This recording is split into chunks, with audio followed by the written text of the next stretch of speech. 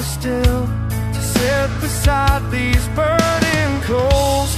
Smoke is rising to the sky, but there's something in the way we talk when the night gets long and real. Why do we need him in our pain? Why do we call out his name? Around the fire, around the fire. He's the center of it all, yeah.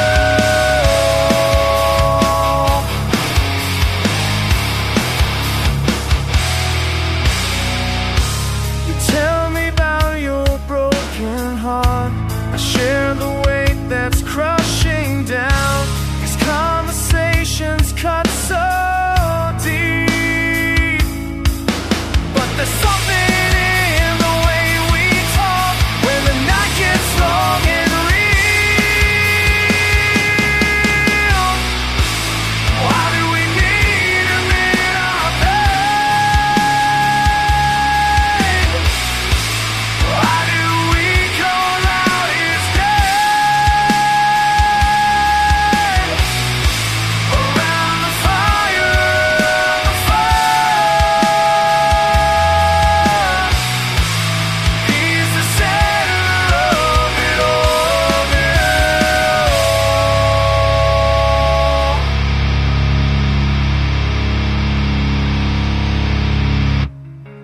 When I'm lost and can't find my way, you remind me that he's here to stay.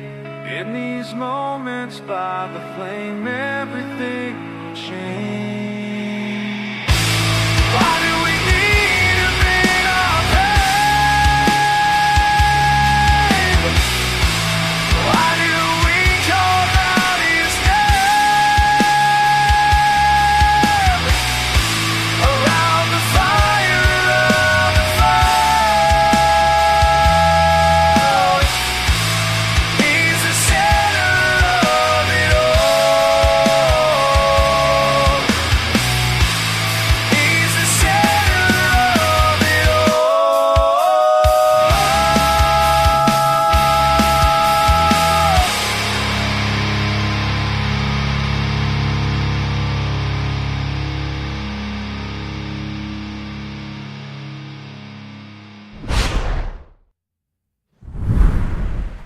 Welcome in, everyone. Why is my because Rumbot Studio crashed, and I've got audio coming from somewhere.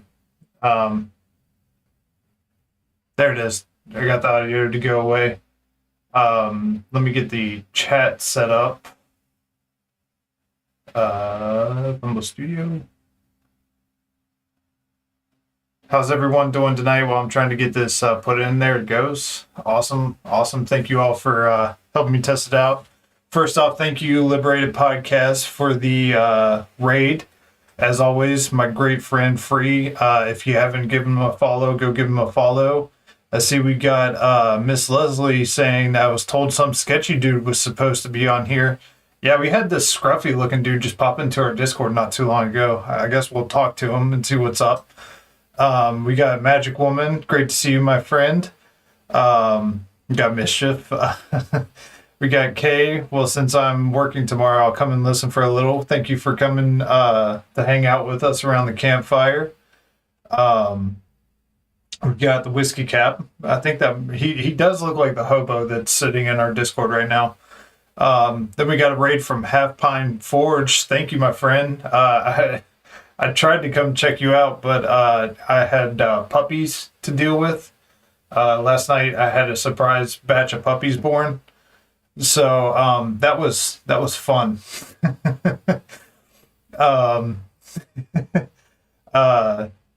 FYI, I liked it for Rez. Word's still out on that sketchy guy. Appreciate you, Leslie. Let's see who else we got in here. We got Philago. Welcome in. Dagnar, which dropped a follow. Thank you, my friend. Hopefully worth the follow. We got Clem the Sim. Welcome in. I feel like there's somebody else I'm missing. I think it was a Leslie alternate. I'm still trying to catch up with chat. I have to do it on the stream, and I can only see 5 at a time because my studio crashed, and I'm missing half of it. I expect a vote for my channel from each of those puppies. Just saying, yeah, you're allowed to respond. Welcome in, Sketchy Jesus. I appreciate it. What's going on, my friend?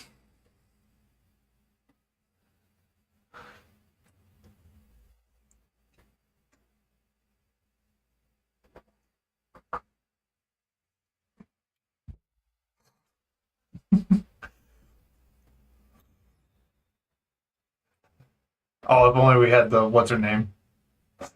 The how dare you? Yeah, Greta. Do you have it? There it is. Appreciate you. I need to get a soundboard actually set up.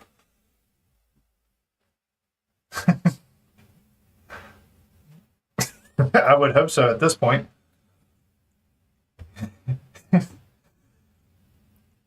Oh, crap. They can't hear you. Hold on.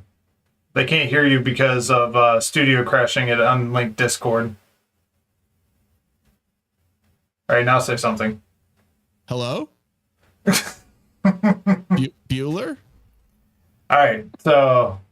Oh, wait, you could hear me.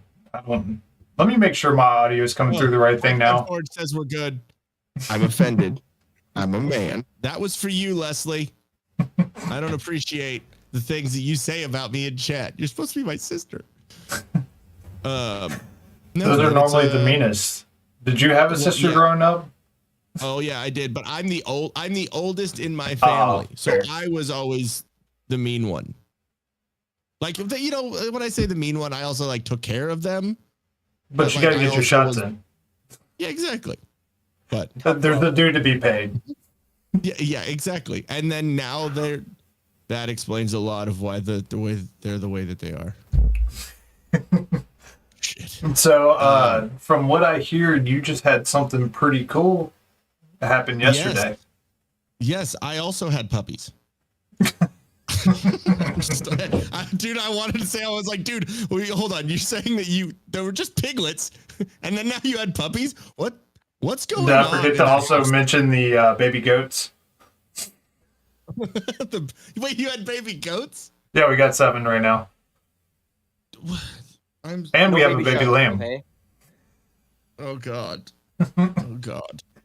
I don't envy you right now. I mean, they are cute little baby animals, which baby animals are always cute. Even though I don't like cats, like kittens are still cute. Or like even possums, baby possums are still cute.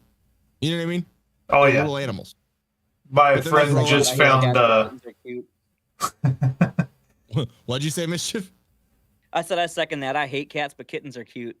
Yeah, I'm allergic to them, so like I already have like a hate relationship with them. I mean, there's been a couple of cool cats. I just sounded like I was like, there's a couple of cool cats. You're a cool cat. trying to speak the lingo. As that escaped my mouth, I was like, no, stop. That jives. But yeah, exactly. But no, for the most part, I don't like an animal that is basically like a shitty roommate, where you basically have someone that you pay for, you house, they don't pay rent, and then they also treat you like shit. They're like, I was about to say, just get a Maine Coon. Not where I was going for it. I thought that was going somewhere else at first. Someone you pay for. Yeah, with Sketchy Jesus, could go anywhere. But I can't believe I just talked about myself in the third person. I hate myself right now. But wow, no, what are you trying to say? Resbot does that all the time. Well, you have mental problems, so it's fine. And you don't? I'm like on Mongo from Blazing Saddles. I love how this has already turned into let's roast each other with every sentence that we say. I'm so glad. But no, when cats, or with dogs, when you come home, they're stoked. They immediately run up to you like, hey, how you doing? I miss you. You're my buddy. Blah, blah, blah. And then when you come home and a cat's there, they're like, go fuck yourself. Feed me. Here's my butthole. You know what I mean? Like, it's just, and that doesn't really go well with what Mischief thought this conversation was going either. So, and welcome in, Kaylin. Great to see you. I don't know. What'd you say? I'm convinced cats are just all trying to kill us. Oh yeah. It's definitely they're, I don't know. Aren't they like Egyptian or something? It makes sense. Yeah, dude. So the other night I woke up in the middle of the night and my Maine Coon cat was like literally an inch from my face, just staring at me eye to eye. I was like, dude, what? And I kind of forgot about it. And Lauren's like, why did you yeet 7 at like 2 a.m? I was like, oh, because I woke up and he was in my face. I completely forgot about that. Thank you for reminding me. Wait, did you just say 7? Yeah, his name is 7. Is there one named 6 and 8 and 5? There will be. Well, actually, I hope there's not. One's enough for me. But That's great. Kaylin. That's great. That's great. Yeah. Oh goodness, we're off to a raunchy start. Rider too. Yeah. Good God. So we got really off topic really quickly. We were talking about your fun thing that happened yesterday. Yeah. So we started. Well, we've been.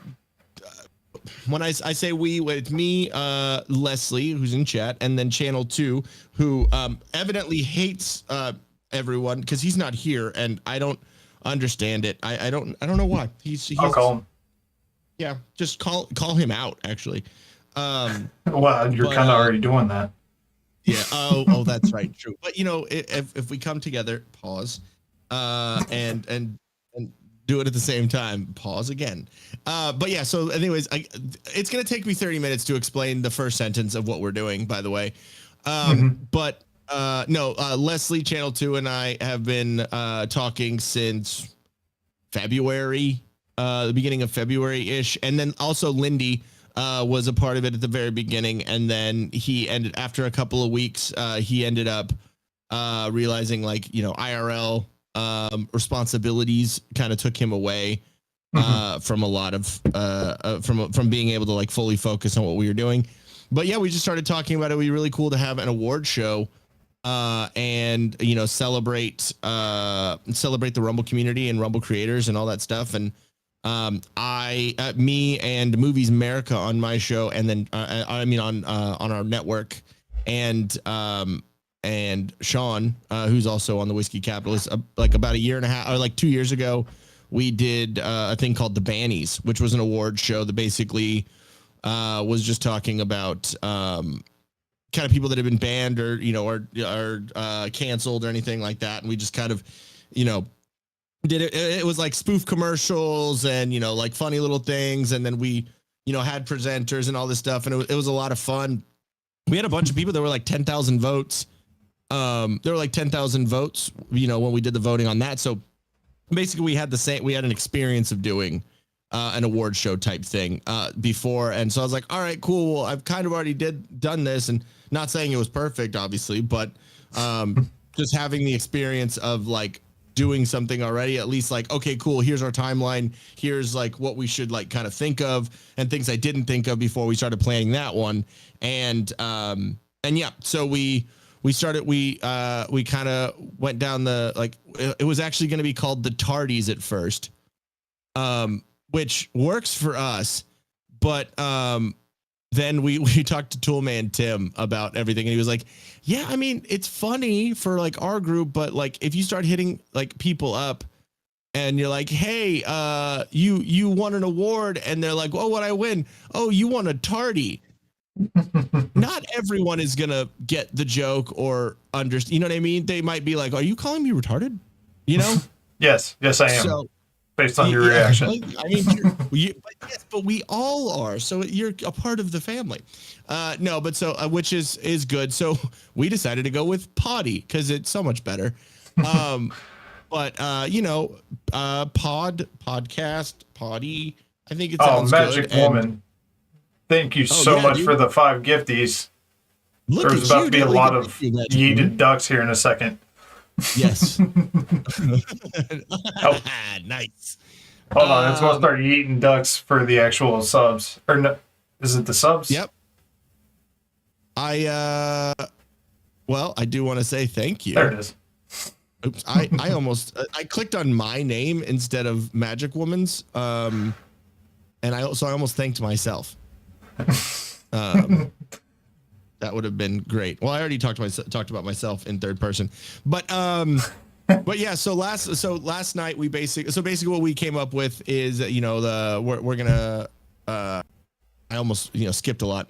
So basically we came up. We're like, all right, cool. Here is the here's what we should do. We should set up like submissions. So basically reach out to people that we thought would be good for each of these categories. We came up with categories, came up with the people. It ended up being 75 people that we were going to be reaching out to. And I mean, by basic math, if you look at the amount of people for 8 categories that were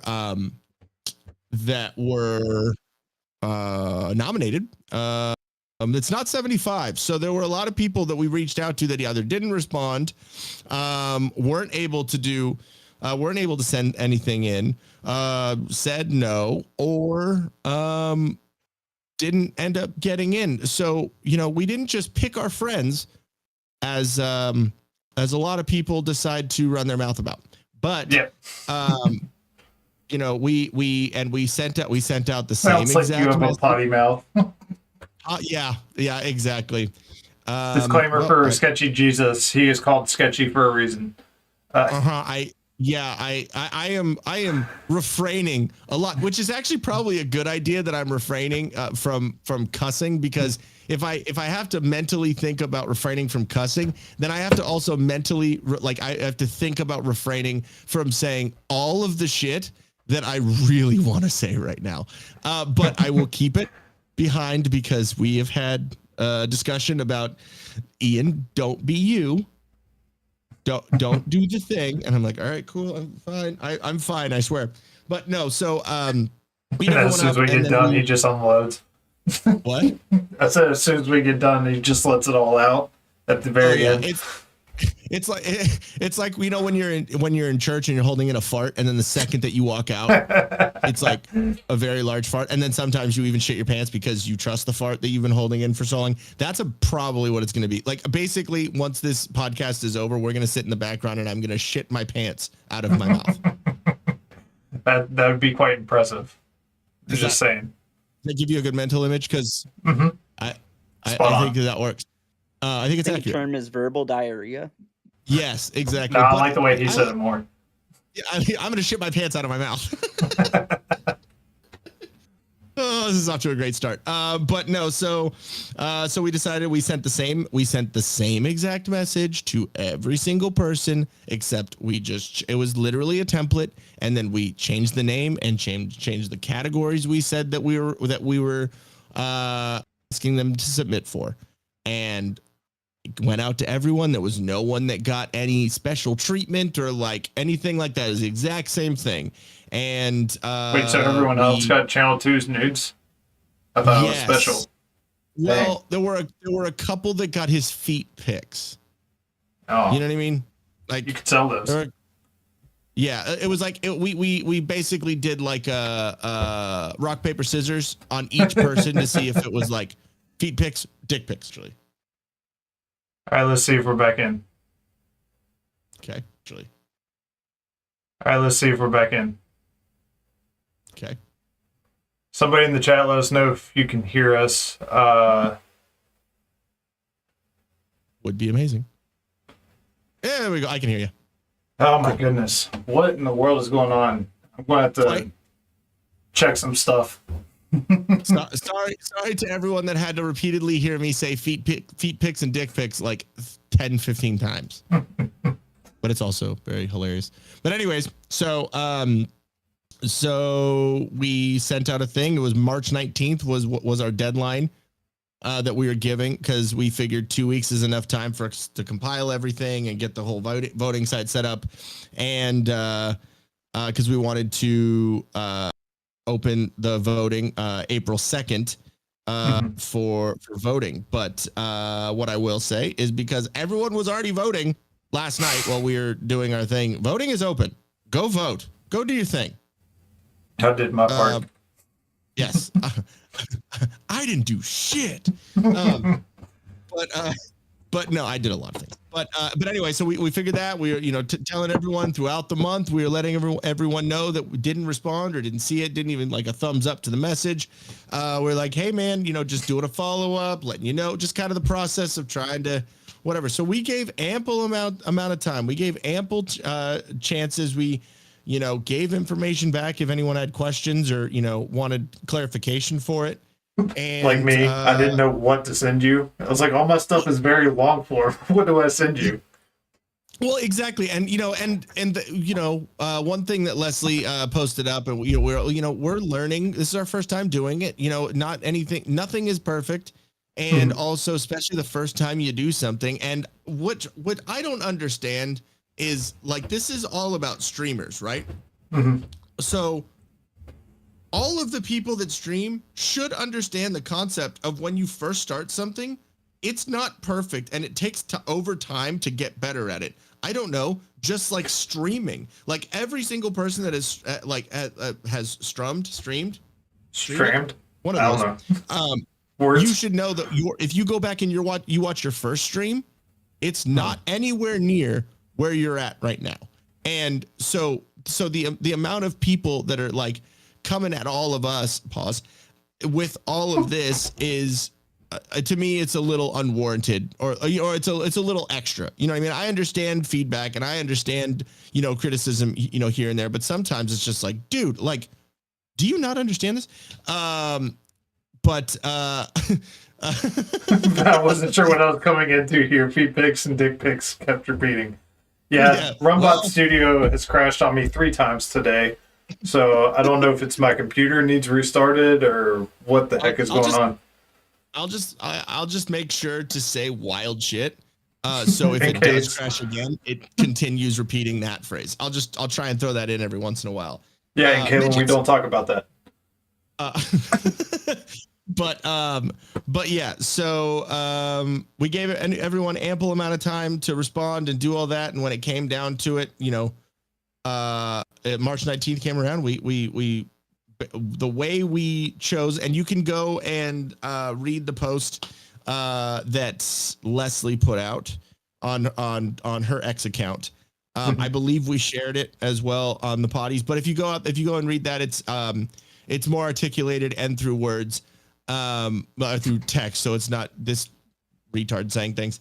But basically, we gave everyone the same amount of opportunity to be a part of it and everything, and none of it was based on bias. We literally picked out of every category where there were, because we wanted 5 for each category. We thought that was good, and then for every category that had more than 5 submissions, we literally went to the wheel online, like Whiskey Cap does our wheel, like everyone is doing a wheel now.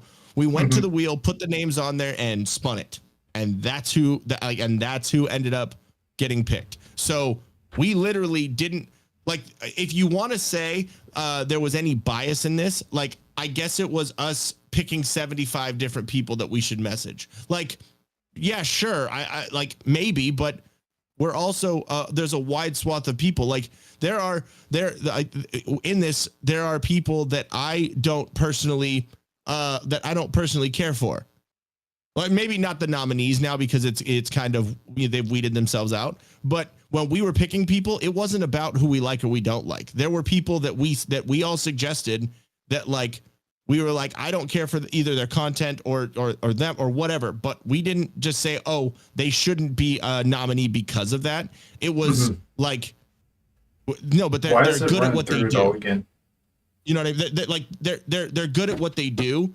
and they're good content creators. So no matter my feelings on it, I think they're good for the Rumble community, and they would be good in this category. So just saying, it didn't have anything to do with the way we feel about things. You know what I mean? And which, you know, everyone seems like they have their panties in a twist about a lot of things, which I understand. It's the internet. But yeah, and then so last night we is when we announced the Poddies voting, which I will put in the chat right now, so you guys can all go vote for Res Truth in 2 different categories. Yeah, I still go back to my tweet response of how did I get here? Yeah, yeah, exactly. But you know, and again, it's like people that we think that do good content, and you know, they do good stuff for the, you know, for their community, for the Rumble community. They're supportive of other people. They make themselves known in chats. You know what I mean? It's just like, okay, you know, not just over there by yourself. You know. Didn't mean to click on that. It keeps on rolling through all of my alerts again. Like it's showing alerts from the previous stream. Okay. I love Rumbot Studio, but it is acting up today. Yeah, it might, you know, there might just be a, you know, since the Poddies are so huge, it might just be an you know, overabundance of. Yeah, exactly. But yeah, and I do want to say with that there is so we have the sponsors that we have right now are Rumbot, who is Vapin Gamers. He's the one who runs that, and then we have Streamers, which is Tomby, and then we all which both of them are absolutely amazing. They've been great. Well, time Vapin is my voice just cracked. They are great. Vapin is great with the promotion and the outreach and networking and all this stuff. He's been helping us out a lot, and I really appreciate it. And then Tomby is the one who made the voting site. So thank you, Clem. I appreciate the vote, and hopefully you voted for Whiskey Cap. And if you like Leslie is a part of the Whiskey Cap now. She is a co-host on Tuesday. So technically, even if you don't like me or Channel 2 or Sean, if you like Leslie, that's how you can vote for her. I just show for Channel 2. Yeah, that tracks. Feet pics, remember? No, I got the dick pics. Oh, that's right. No, you got the... Okay, there was some bias. I will admit, Rez got both. Sorry, guys. I wasn't trying to out myself, but okay. I will out you. But no, it was Tommy did the voting site, which is amazing, and he's so dang cool. And he just, I don't know, we just told him, we're like, hey man, like it'd be cool, you know, just in case we need help with production. Like that's what we hit him up for, to like help out with, was just kind of like, you know, we're going to need some help with like production ideas or how to do this or what down the road. And he was like, well, what are you doing for voting? And so we told him, he's like, oh, I can make you a website. I was like, okay. And then I'm not kidding you, within 2 hours, he was like, all right, I have the basics set up here. Go check this out and see if it's cool. And we were like, this is amazing.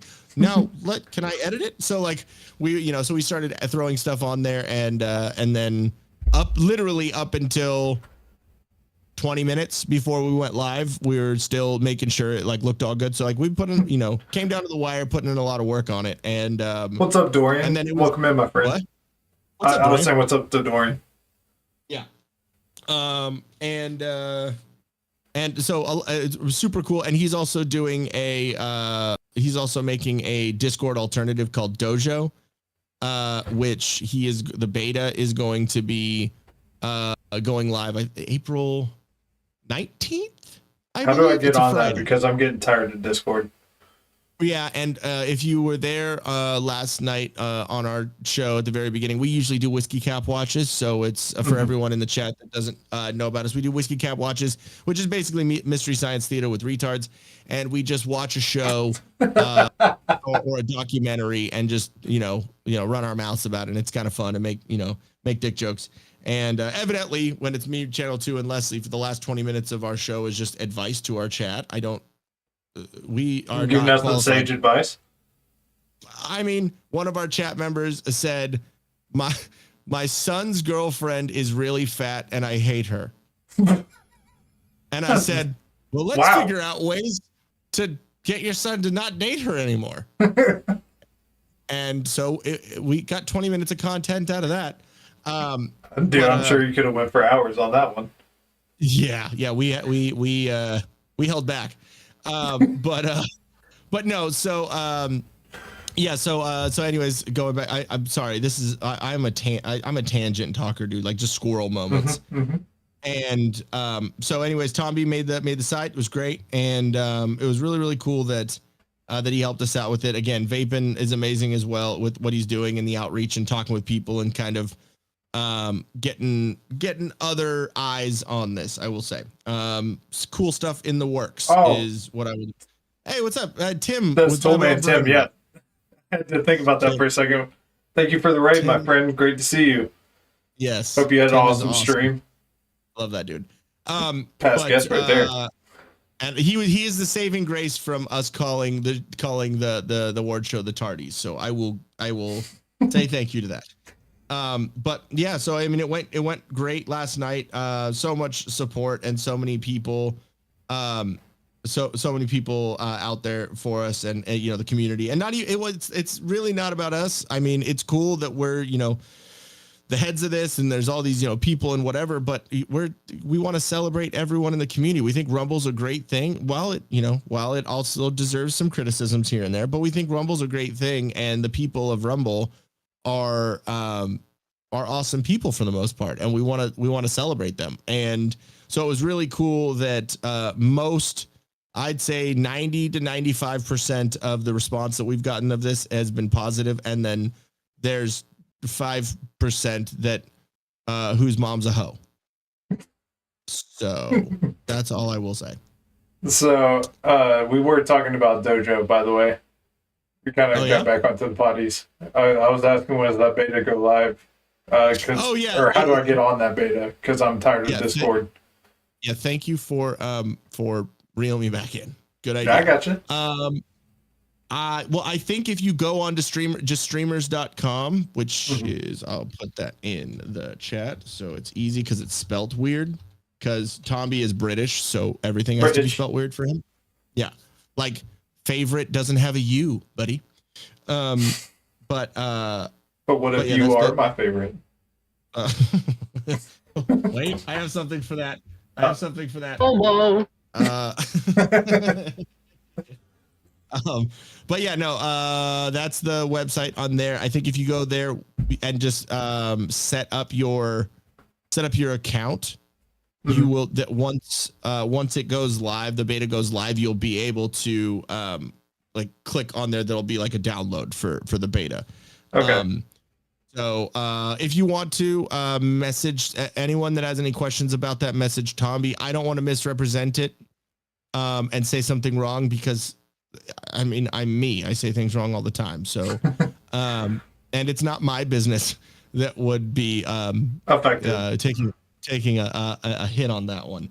But yeah, so but yeah, definitely check them out, and then also check out all Rumbot. No matter with the issues that you're having with Rumbot Studio right now, Rumbot is an amazing program. I'm not hating on it at all. Yeah. It's probably the fact that my computer's been running for like 5 days straight. So probably should have restarted it at a certain point. Are you 3D printing your puppies and goats and? Nah. 2 of the days I completely. And I was like, those are real pigs. Those are real piglets. What, do you think I was joking? With your computer being on for 5 days, I don't know. You could have 3D printed them. Yeah. These are questions. I do want to get a 3D printer, but not for printing animals, for other things that shall remain unspecified. But humans? No. Mischievous things. Nope, that sounds even worse. Yeah, exactly.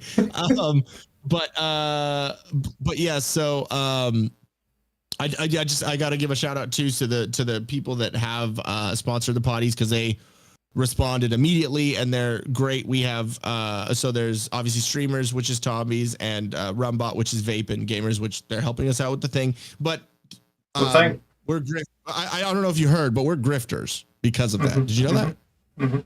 You heard that. Okay. I just want to make sure that because we're supporting the people that are helping us out with this are putting their company's name out there as well. That's grifting. Okay, cool. Just, I didn't know what definitions were to the actually mentally deficient, but I guess that's what happens. And then we also have Net Access Group. And then, which if you know anything about Rumble in the past like couple of months, they've been running around and just giving out $1,000 to a bunch of different streamers, like veterans and a bunch of different gamers and podcasters and everything, like in the Rumble wallet. So like they've been doing a lot of help for the Rumble community and just supporting, which is amazing. So we figured they would be a good fit for something supporting the Rumble community. And then also talked with Jeff Dornick from Pickaxe, and he's in on it. He's sponsoring it, and we're going to have a promo code once they do Pickaxe Plus, which is, like the, X Premium or Rumble Premium or anything like that. It's going to be one of those. So we'll have a promo code for that soon. And then we also have Biltong, which if you've ever had Biltong, is pretty dang tasty. And if you use the promo code Poddies, then you get 10% off. So it's pretty cool. What is Biltong? It's like a beef jerky-ish type thing. I'm dumb, so I don't know the things. I'll have to go check it out. It's very tasty.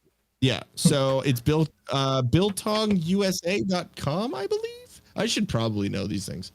Probably. Biltongusa.com. Let me put it in the chat for everyone. Here is this. Use promo code Poddies for 10. With the question mark or without the question mark? Without. I should say that. This is I have to say things as I'm typing them because I'm fucking 7 years old still. Oh, we went completely different.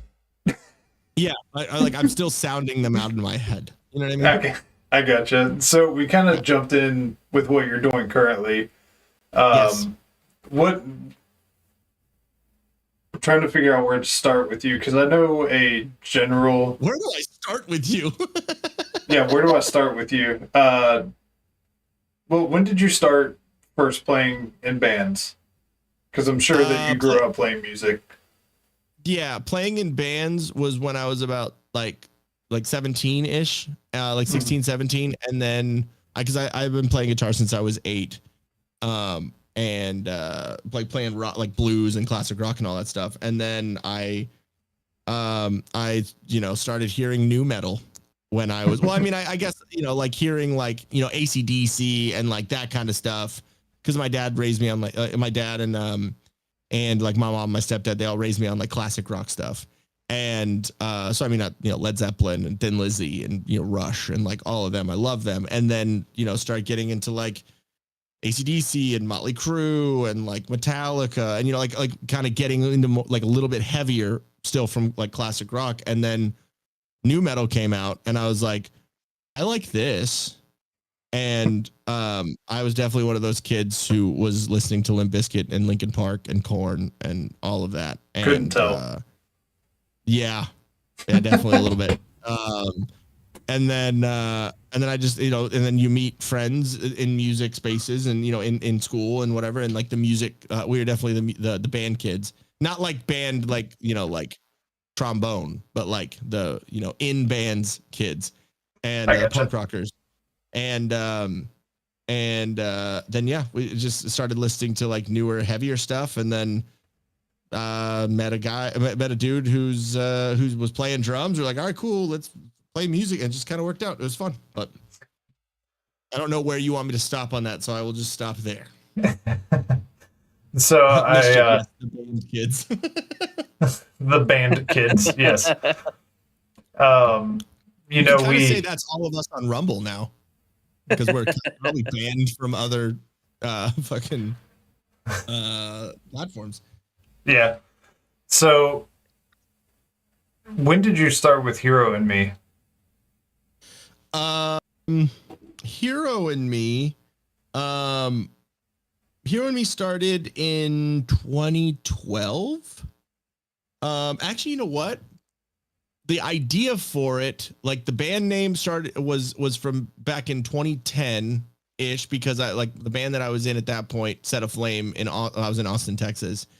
We were kind of like, everyone was kind of leaving the band, or, breaking up or whatever. We stopped playing. So, I was thinking about maybe moving back to California and doing music with like my old drummer from when I was here before. And then it just ended up, I wasn't able to move. I wasn't able to like move everything out there, but we still had the band name, and I still wanted to do something with it. So I just kind of put it in the back burner for a second, joined another band as like kind of a fill-in for a couple of months. And then I was like, you know what, like, let's just try that. I'm going to try and then try to join another band that needed a guitarist. And like, we started talking, they were like, I mean, we kind of like, we want you to be a part of the band. We want to keep going, but we want to change our name. And I was like, well, I have a name. So we used Hero and Me. We changed everything over and started writing stuff. And then after a little while, so we put out an EP, like a little 3-song little demo thing. And then and it was, there was a good number of people that bought it and liked it and listened to it. And then we thought, we all smoked a lot of weed, like a lot of weed. And so one night when we were high, we were like, well, we have this name, Hero and Me. Let's make it like a concept. And then, so I was like, I got that. It's heroes, so superheroes. And then, so I sat down there and wrote out this whole backstory and like a whole concept for it. And we're like, oh, this is cool. And then, so we started going down that road. And we started writing songs, a couple members, kind of, changed out and whatever. And then there's a band called Fire from the Gods who are like really, really good friends from Austin. And they ended up kind of stealing our guitarist and our singer at the time. And then once that happened, I was kind of like, well, my lease is up. My lease is up soon. My band is pretty much non-existent now. And also the girl that I was with for 3 years, we were engaged, and the engagement was broken off, and she's about to move. And like, so I was just like, there's nothing here in Austin for me. So I moved back to California. And once I came back here, just kind of tried to get back on my feet, figure stuff out and whatever. And then once I started doing, honestly, it was like, once I met my wife, Jen, I realized I didn't want to tour anymore, because I didn't want to be away from my wife, be away from my person. And so we started doing podcasting. And then during that time, I also was just recording Hero and Me stuff, because I had songs and I had music written and lyrics and all that, but I just didn't, or like, not the lyrics, but I had all the songs and the music ready, like in the concept ready. I just didn't have any, anyone to play with, pause. So I just got recording stuff and did it all myself and learned how to do it. And then took 7 years for me to release the album. Took you long enough. Yeah, a little bit. Podcasting and streaming kind of took over for a little while, but all right. So you started off. Yeah. So you started off with the Till Death podcast with your wife, right? Yeah. So that was in 2018 when me and my wife got married. We got married. I'm gonna be a good husband and remember my anniversary. November 10th of 2018. But you're correct. I am. If not, my wife will run through that door and let me know. But no, hear a lot of loud noises. Yeah, exactly. Yeah, I was gonna say, if you can see me get taken off screen, but I'm not on screen. So, but if you hear rumblings, then just know I died. But no, so we got married, and again, I didn't want to be away from my wife. She's my best friend. And I didn't want to be away from her for like 2-3 months going on tour and doing stuff. And so I just, so I was like, but I still have like an artistic need. I need to do something artistic or put myself out there or something in that way. So I was like, well, how can I do that while still either involving my wife or still being here or whatever? And then so I thought, well, podcasting would be fun. Like I was watching a lot of Rogan, and then also Your Mom's House podcast, which I don't know if you've seen that, but it's Tom Segura and his wife, and they're both comedians. And they do a podcast together, which husband and wife. It's a lot of dick jokes and fart jokes and just gross shit from the internet. So I was like, that's perfect for us. Like, you know what I mean? Like, that's right up our alley. So if they can do it, we can do it. And so we started doing that. We went about 55-ish episodes of pre-recorded, 55-ish episodes of audio episodes. And then we did maybe about 15 to 20 of pre-recorded video episodes, which involved and not saying they were quality cameras, but involved 3 cameras. So like one main, one on her, and one on me. And then I sat down and edited it all, and and whatnot, and put that out, which that was a bitch. I was about to say I edited all the original Res Truth Pod episodes, and it's so fun. I do not miss. It's fun, so but fun. It's not. Yeah. I don't miss it. I like live streaming a lot more.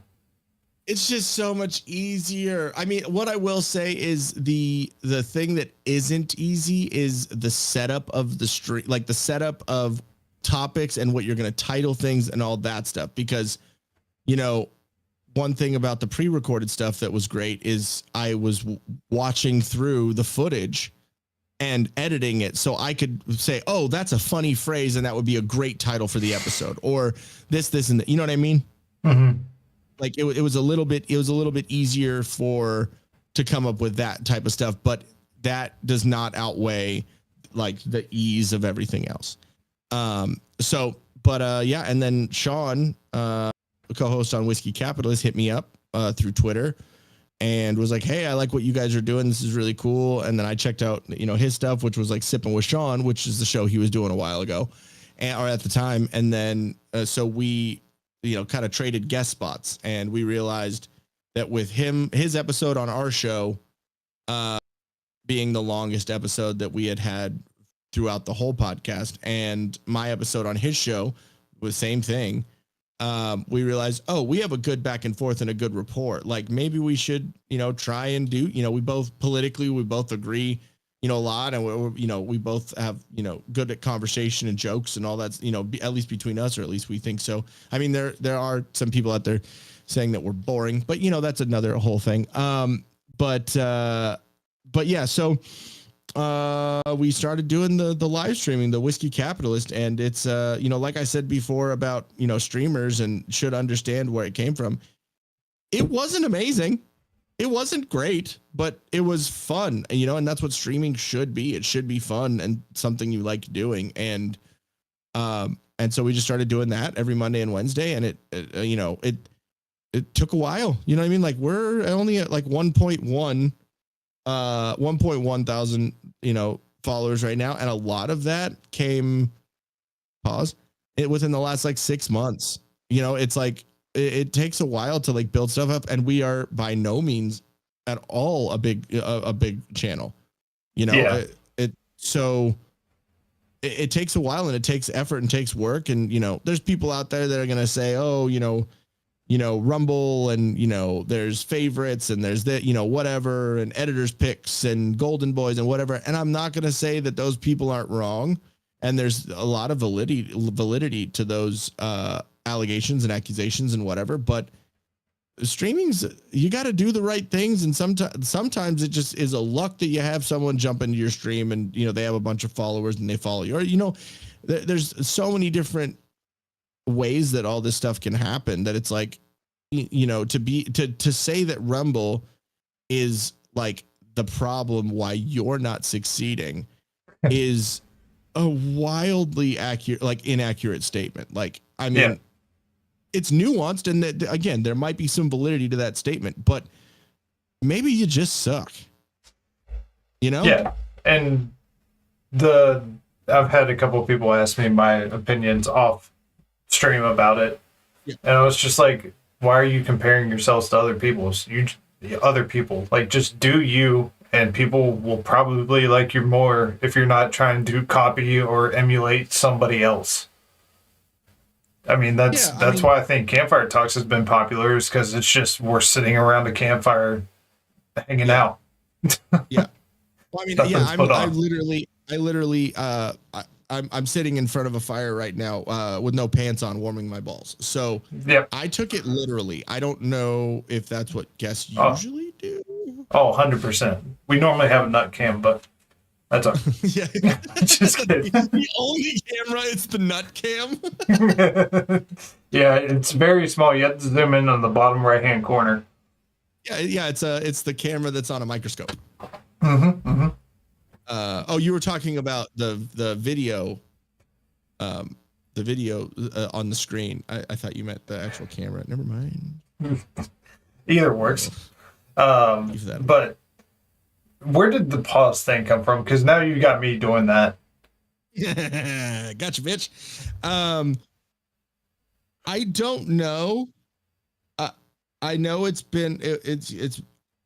I know I've seen Shane Gillis say it. I know I've seen a bunch of like podcasters say it and whatever, and it's kind of like no homo, but you can't say no homo anymore. So it just kind of became pause. You know what I mean? And then now that's used for everything. That's where I got it. Apparently, I missed the whole memo where you can't say no homo anymore. Well, you can't. It's kind of like how retard came back. Like, you could say it, but so many people didn't want you to. You know that's fair. And Half Pine says, I have no time in my life for anybody who blames anyone but themselves for failing on Rumble. It's a weak cop-out. Yeah. I completely agree, Half Pine. Like I said, there are valid criticisms from a good number of people that have some of those complaints. I'm not in any way going to dismiss everyone, because I think generalizing a whole group of people unless it's about jokes and they're racist jokes, then I'm fine, or jokes about trans. I am fine with generalizing that for the joke's sake. But when you're trying to actually have an honest conversation and talk about something serious, there's nuance in everything. And I think that there are a lot of concerns about bots and botting and downvote bots. That's all I will say. Put air quotes out there for the bots. Yeah, exactly. You can lick my butthole. Or as Tundra said it on his video, you can count the wrinkles on my balloon knot, you queef nugget. That is something that I'm going to use. I was dying when you played that. That was on his his nominee video. Yeah, the nominee video. That and Charlie Horn's raging. I was like, I'm definitely not winning this category. Dude, honestly, when I was editing that, I 15 or 20 times just watching it, not just over and over again trying to like clip it and edit it and put it together. And when I say that, it's not because we chose Tundra and we were doing stuff for him. I just want to make sure that that's clear. It's because he sent us fucking 4 minutes of video and we needed it to be shorter. So I had to clip it out. So just before everyone, has a hissy fit. But yeah, no, I had to rewatch that about 15 times, and it's my new favorite. It's my new favorite cut down or roast. You know what I mean? Oh man, there was something that Charlie screamed. It was near the end of his that killed me. I can't remember what it was off the top of my head. I'll have to go back and watch it. He said something about like, fuck you with your sister's dick. I think that was one of them. That was pretty good. Like, I will say, dude, Charlie is great at the like bombastic statements. I will completely give you that. But dude, apparently I just tune in to Charlie at like the worst times, I guess, if that's what you want to call it. Because every time I tune in, it's just like, hey man, how you doing? Doing pretty good. Like just having a normal conversation. Apparently, when I leave, everything goes to hell in a handbasket. Yeah, I mean, but that's also, there's so many people on, and that's another thing that I want to say about this potty stuff. There's so many people on Rumble that like, you can't make everyone happy, and we can't nominate everyone. Like Like it's just, but again, people are gonna bitch about about whatever, and it's like, there's a lot of people that are saying something about being nominated and whatever, and it's like, so you're saying that you think you would do better against all these other people that are, you know what I mean? Like, do you like? So you like there's people that might like there's people out there that are bitching about this that have like 20 followers or whatever, that it's like, so you're telling me that you as a gamer, not saying that your gaming content is bad, but you're saying that you as a gamer are going to be or with your 20 followers on Rumble and your 150 on X, that you're going to be able to beat Grim or Pudge or any of these other bigger creators, like even Airconda and Heathen. Like they're like, yeah, we're smaller than them, but like I'm stoked to be nominated. But yeah, it's good. Like I got to get out the vote. You know what I mean? Like, so I'm just saying, like, it sometimes it sucks. Sometimes it sucks to think about. But like, do you think it would be more of a blow to the ego that you didn't get nominated, or that if you were nominated that you would get like absolutely spit roasted? You know what I mean? I was about to say I would venture to say I'm one of the smallest creators that's on the list. I mean, but at the same time, no, like, but you have a like a diehard community and an audience that stick with you. So like it's one vote per day for every single person. How many people that are on there, might not promote it every day, even if they're a bigger audience or whatever. So yeah, maybe there a couple of times that they that they do promote it, it's going to get an influx. But if there's someone that streams more often and they and they have more stick to itiveness about telling people everyone to vote every day, there's no telling. Like, what I will say is it's not, I've looked at the back end of the voting site, and like no one's running away with nothing yet. Like, well, I was saying that to say that, like, to your point, like the 120 followers on X and like the 20 people that follow him on Rumble is like, yeah, like I haven't looked at everyone, but of the people I know, is like, yeah, I'm definitely one of the smallest ones here. Well, yeah, but also we wanted to make sure that there was the opportunity and the ability for any size creator to be a part of this and to submit stuff. We didn't want it to be, it's only all the big creators, because then that's literally what the Streamers Awards is on Twitch with all those socialists and all the on the other sites where they do the streamies and like all the the webbies or whatever dumb. I mean, ours is called the Poddies, so it sounds like a toilet. But I wanted it to be the ability to have smaller streamers, in size, because size doesn't matter. It's what what we should be saying to ourselves. But that was a dick joke. But I think it's a good idea to be able to celebrate everyone, and that's a big problem is that a lot of people have with those other award shows and all that stuff, is that other streamer award shows, and I mean even the big movie award shows and music stuff and all that, they might have like one like, best like independent whatever, but it's someone who's signed by an independent label that is owned by a major label. You know what I mean? So it's like, is it independent? No, not really. But so we wanted to like highlight as much as we could, and it was tricky with some people saying what category everyone was in. That's why we had the variety, because there's people that kind of do a bunch of different shit. There's and there was some people who were like, I really don't know what category to put them in. So like let's figure this out. So it took some planning and some like a lot of late nights. Like literally me and Channel 2 and Leslie have probably been at least an hour to 2 hours on the phone with each other every night since February 9th.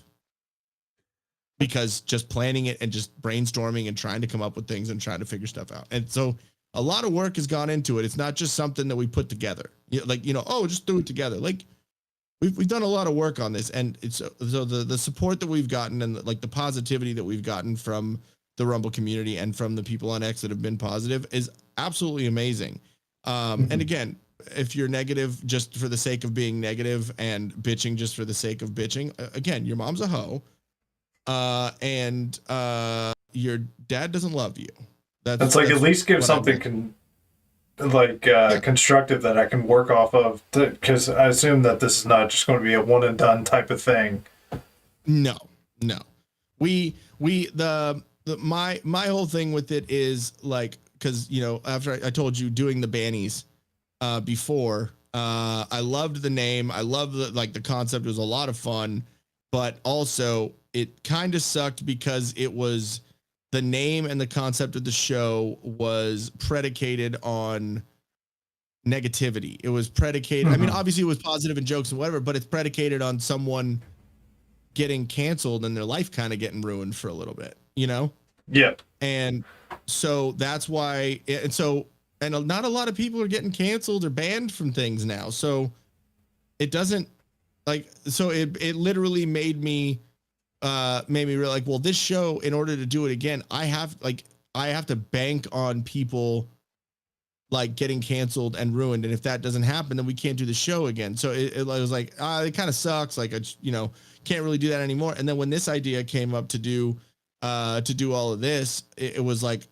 let's make sure it's something positive and it's something that we can continually do every year, because celebrating Rumble and its creators, and also the non-streamers, which we have a category in there called non-streamer support. So you can go vote for them. And those are people in the chat, and people that help out, streamers just from the audience.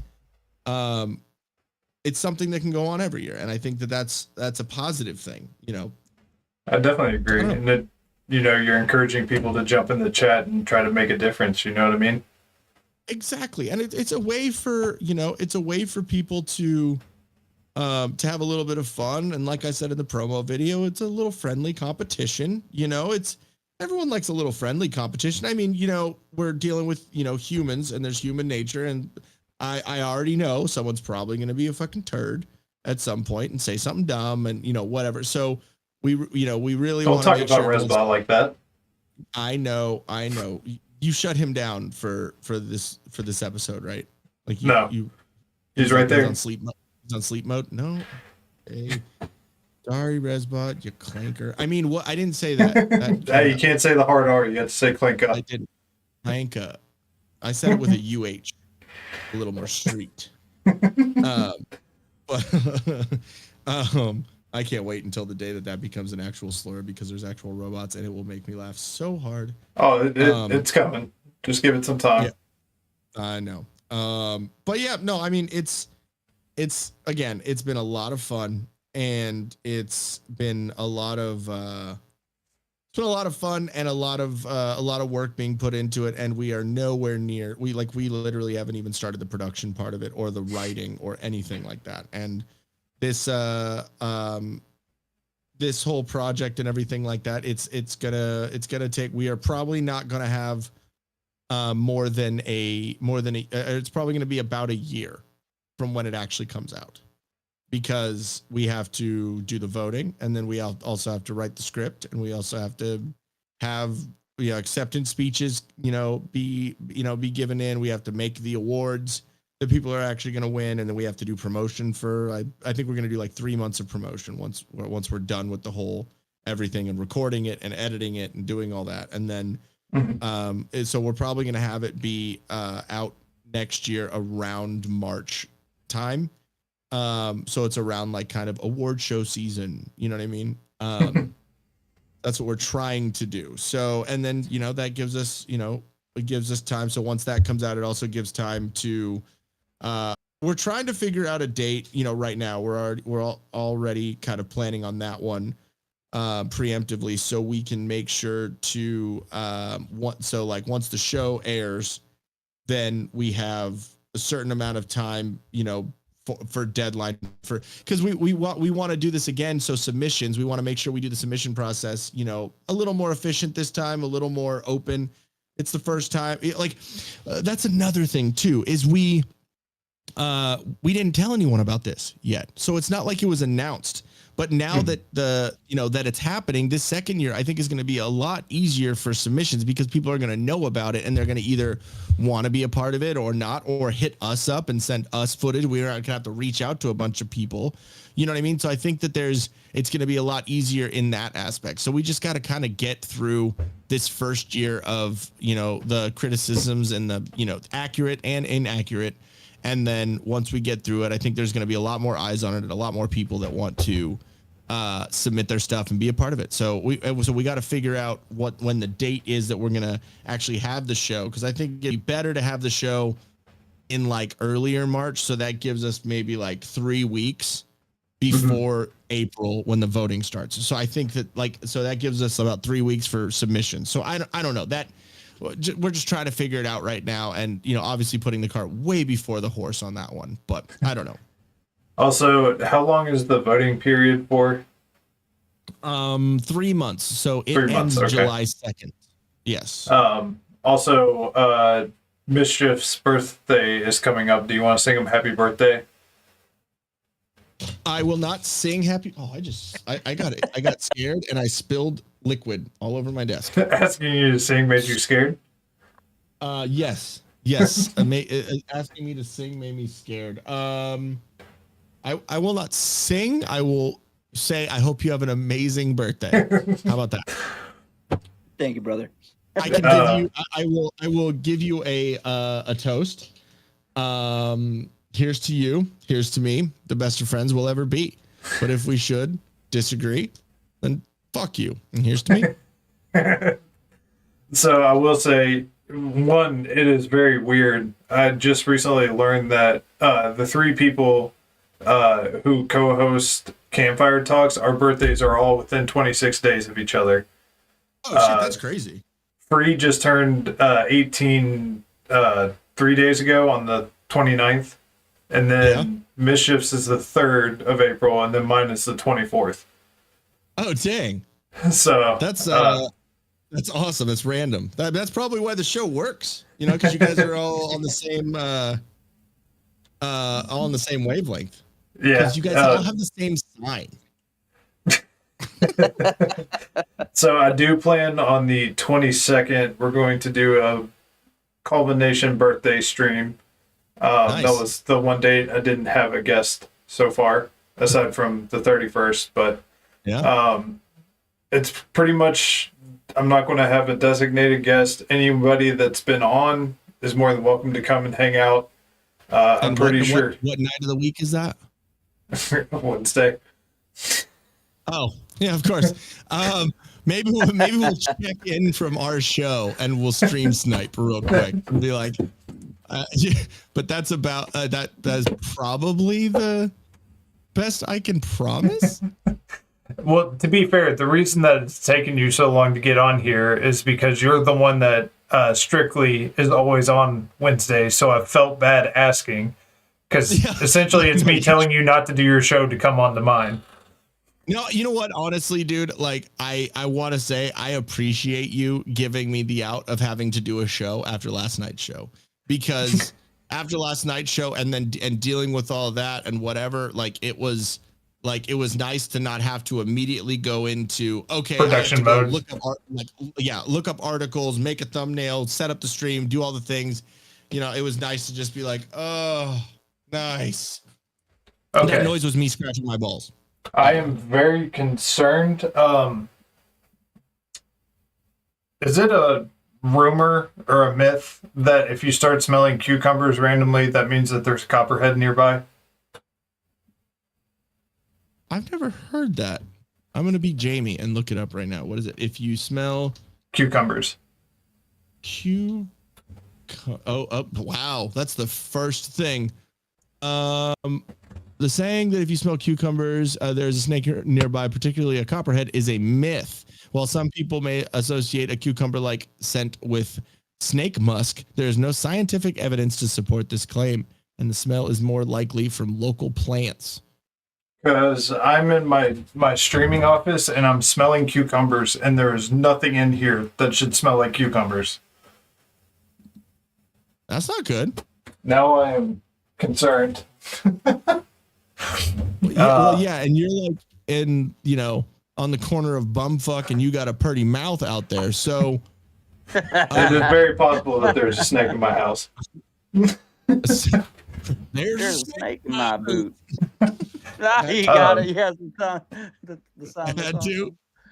So I did want to ask, how, you know, a lot of the stuff that I do is kind of just freehanding it. Thank you, I appreciate that. But I'm just we're just going by the fly of our pants seat, whatever. My brain's out the window for the day, apparently. Yeah. But how do you go about structuring your shows? Like, how do you set up, like, I want to choose this article and this article? I know that you have the funny section, but, like, how do you do your actual setup? Like the setup?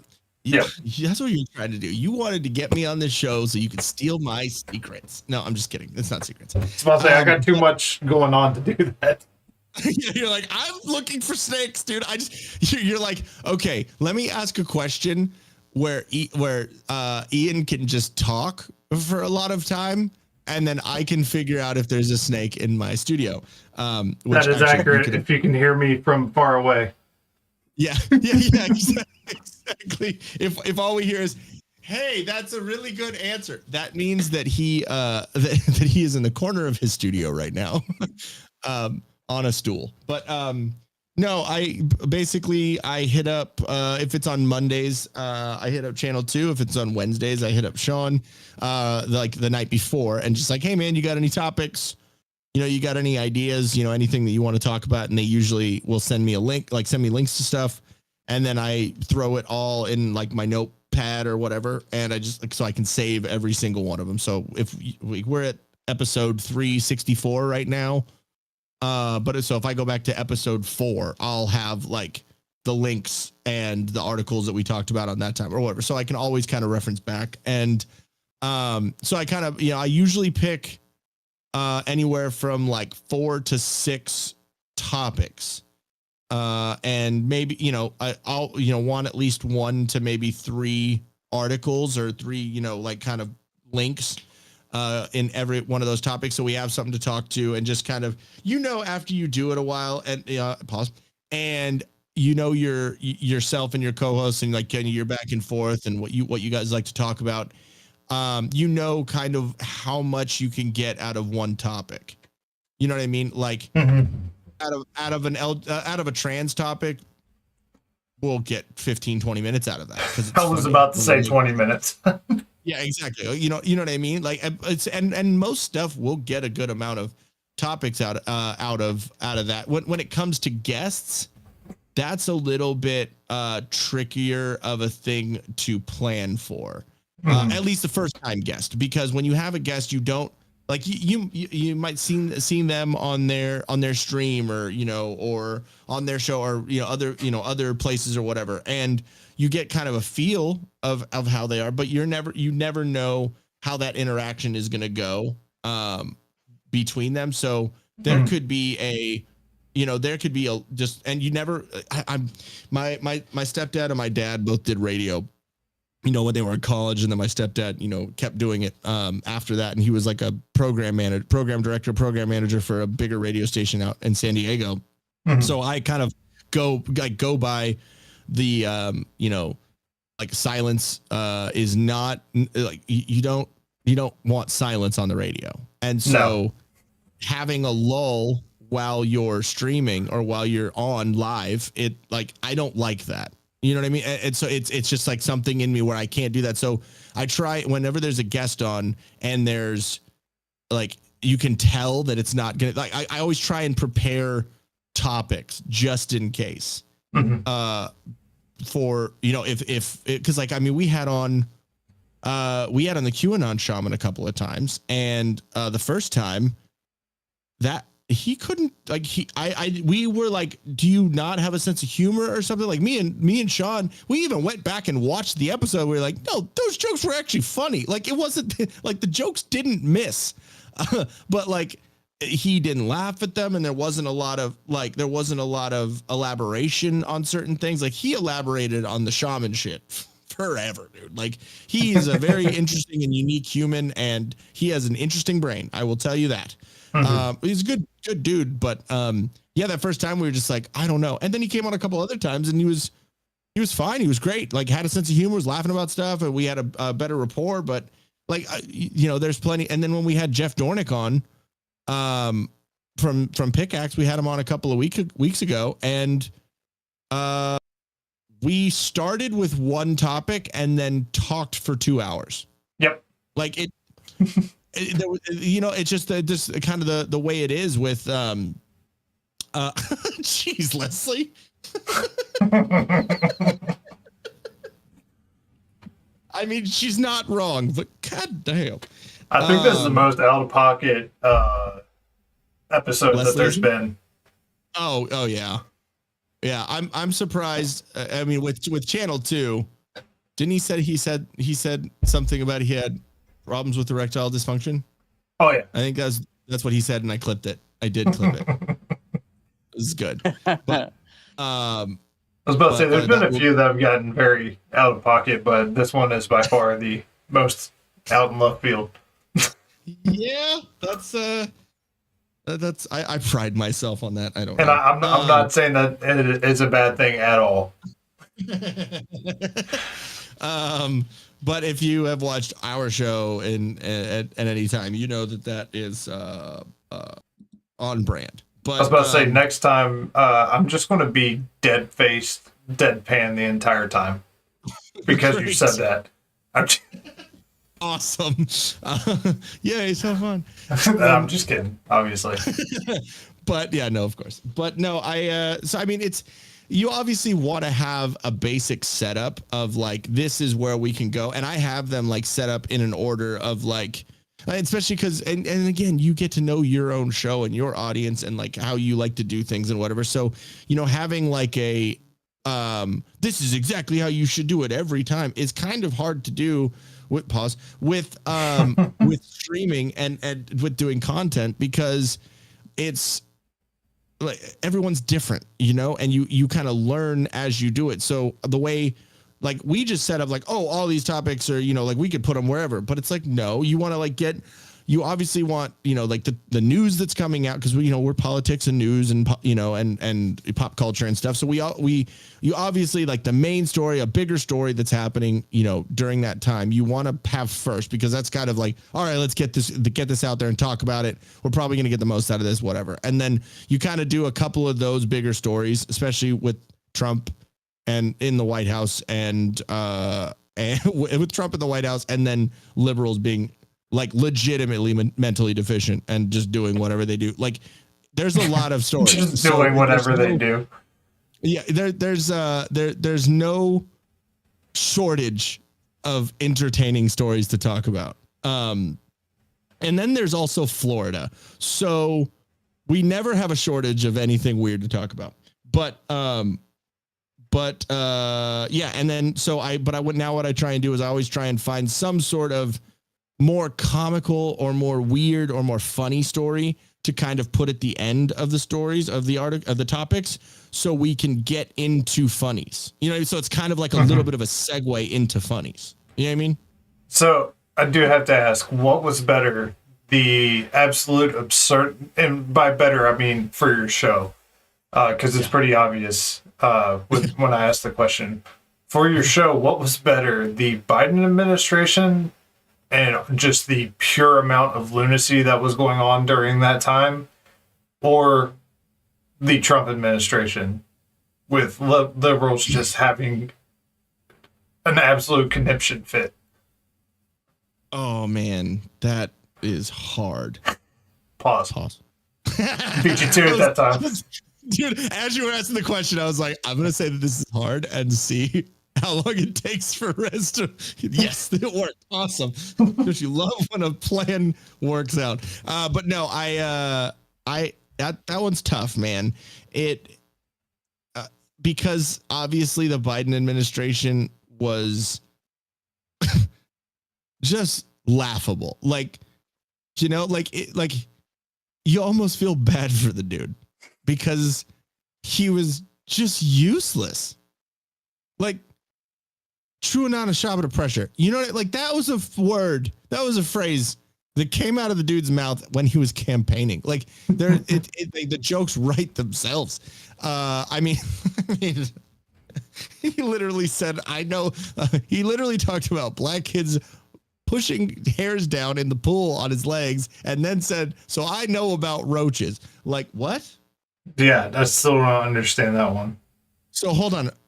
You're calling black kids roaches? I'm confused. Like, how is that not? I mean, it's the Democrats, so they're the party of racism. So I get it, but also like, how did no one like, hey, what the fuck? But then again, the Trump administration and the Trump time has been because in either time you have the lunacy and the absolute retardation of the left, or that is the left, right? So that's not, that didn't change. It's just one of them was in power and one of them wasn't. And so that's a constant. But with Trump, for one, he's Trump, and the dude is wild with some of the shit he says. And then there's also the left getting owned by us that's in power. So I gotta say Trump, man, because like there's so much wild shit that is said from him and some of the administration. I mean, that I agree with most all of it, but it's just, and then you have the reaction from the left, which is just like, oh, it's just gold, you know, it's just absolute gold. And as I gotta say, man, I'm having way more fun of a time right now. Well, and two, when everything doesn't seem like it's on fire, it's a little bit easier to have fun. Yeah, exactly. But yeah, when he said "quiet piggy," I died. So funny, so goddamn funny. What's been your favorite Trump moment so far? Well, I mean, the one that made me want to vote for him, because it kind of started it all for me. Because I didn't really like, I mean, Donald Trump was Donald Trump. Like he was like, I was like, oh, you were in Home Alone 2 for like 5 seconds. Oh, cool. Oh, you were the dad to one of the kids from, I think it was a Little Rascal. Or no. Yeah, was it Little Rascals? I can't remember. It was one of those movies, you know, back in the day. Like, so I knew who he was, and then, oh, you're that guy who says you're fired on The Apprentice, and you got hair like a windsock. Like, you're wild. You know what I mean? And you are glowing. Like you are glowing like a, you know, Hawaiian tropic model. Like, why are you the way that you are? That's my perception of who Trump was. You know what I mean? Yeah. And I was like, and you're running for president. Like, okay, this is funny. And then when he was on the debate stage and he said only Rosie O'Donnell, I'm good. You got my vote. Like, you know what I mean? Like, because I'm so tired of all of the stuffy politicians that just lie to you and whatever. And it's like open the floodgates for people being able like speaking their mind a little bit more and being less buttoned up and politically correct. And I like it. Because, I mean, obviously, if you hear anything of the way I speak, and you're like, yeah, that makes sense. We'll never know. Yeah, exactly. So what was your favorite Biden moment of his tenure of pretending to be president? Maybe getting scared by the Easter Bunny. I don't know why that tickled me so much, but it just did. Him falling off the bike was fucking great. The up the stairs thing was hilarious. Yeah, that's the first and only time I've ever seen somebody fall upstairs. Yeah. Still don't understand how you do that. He did it 3 times. In Lost on stage, yeah. Went to go shake a ghost hand. The Lost on Stage thing was great. Him also saying that he was going to get in trouble to continue talking.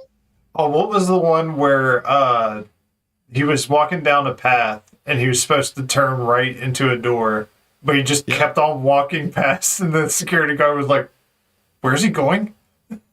Again, these are all reasons why you could feel bad for the guy, because he's obviously mentally checked out. Mm-hmm. And there were just people behind him, and like Jill Biden, I think she should be held up on elder abuse, because that's absolutely ridiculous. And then I mean, the Hunter Biden shit was just like wild. You know what I mean? Oh, like, yeah. I mean, when you're smoking weed is a little bit of a different thing. You know what I mean? Because weed is a lot less different, or I mean, a lot less stigmatized than You ain't black, Mischief. Right? What'd you say? I was reading Mischief's chat. He said, if you don't vote for me, you're not black. No, he didn't articulate it that cleanly. He said, you ain't black. Yeah, exactly. No. So he actually said it black. So, I mean, he was code fair. talking, just like Hillary and the hot sauce in her purse, or Jasmine Crockett's whole political career. Yeah. I despise that woman. Oh, you're talking about Ratchet Crockett? Yeah. God, she sucks. But yeah, I don't know. But yeah, I was saying. So, but I mean, the whole. Oh, Hunter what's Biden up, thing. Hales? Yeah. Thank you for the raid, my friend. She was over there building Legos. I'm kind of jealous at the moment. Oh, dude, Legos are the best. I know. I have the Thanos glove, the Thanos gauntlet, and Baby Yoda back here. Oh, and I also have the Seinfeld set. What's up, Kate Jorba? Lego. Welcome back, Riz. What's up, Jorba? How you doing? I've got a Viking. The main hall. Oh, nice. It's one of those ones where you can make like 3 different things. I made the first thing, and I was like, yeah, I'm just gonna leave it like that. Don't want to take it back apart. But Haley, how was your stream? Legos are great, dude. Yeah, and by the way, if you're in here and haven't followed Haley, definitely go give her a follow. She just started streaming. I think that was her second stream, unless I missed one. I was hanging out in it before we started. That's Jorba's wife, for those that don't know. Oh, cool. Awesome. But thank you again for the rating. Gave you a follow. Yeah, thank you. Appreciate it. And I'm just going to put this here because I haven't yet. And this is, I should have done this when there was a bunch more people in here, but I'm dumb. So, let me see. Let me put this here. But, yeah, I don't know. Yeah, but what I was saying is the Hunter Biden stuff was wild, because I mean, let me see, when you're smoking weed, it's a little bit different, taking video of yourself smoking weed and being high with your friends and like whatever, like it's a little bit different than like I'm gonna weigh out my crack and like videotape it, and then I'm gonna videotape myself with crack on a hooker's butt cheeks while I'm fucking her. You know what I mean? Like, there's a large chasm between those two things, and he gave no fucks. What we say on our show is credit where it's due and criticism where it's due, and I will give the dude credit for having like a no fucks given attitude. You know what I mean? Well, and somehow surviving all of that, and not yeah. getting even so much as like a legit slap on the wrist. I mean, there was like literal photo proof.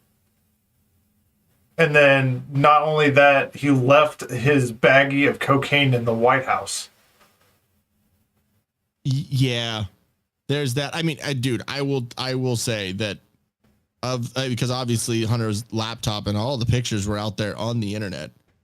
I mean, isn't that your background on your phone or on your computer? Yes, it is. There's it's it's Kristi Noem's husband's tits and Hunter Biden's hog. That's my background right now. And dude's got a hog on him. I will say, I will give him credit. Like, I didn't look at the pictures. I mean, I will say that's probably why he had no care about just doing crack and being naked all the time and taking video of it. He's just like, yep. I mean, understandable, you know.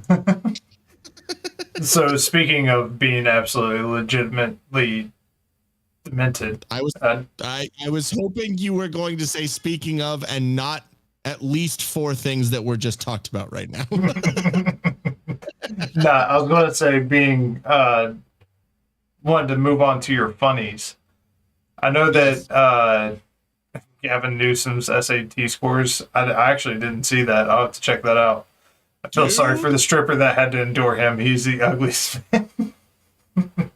Dude, that I thought it was AI when he said that. I was like, there's no fucking way. Hold on, let me look this up. He literally said that to black people, to like an audience of black people, and there's a black dude in front of him. You know what I mean? Again, credit where it's due. He's got balls to say that. Hold on, I'm looking it up.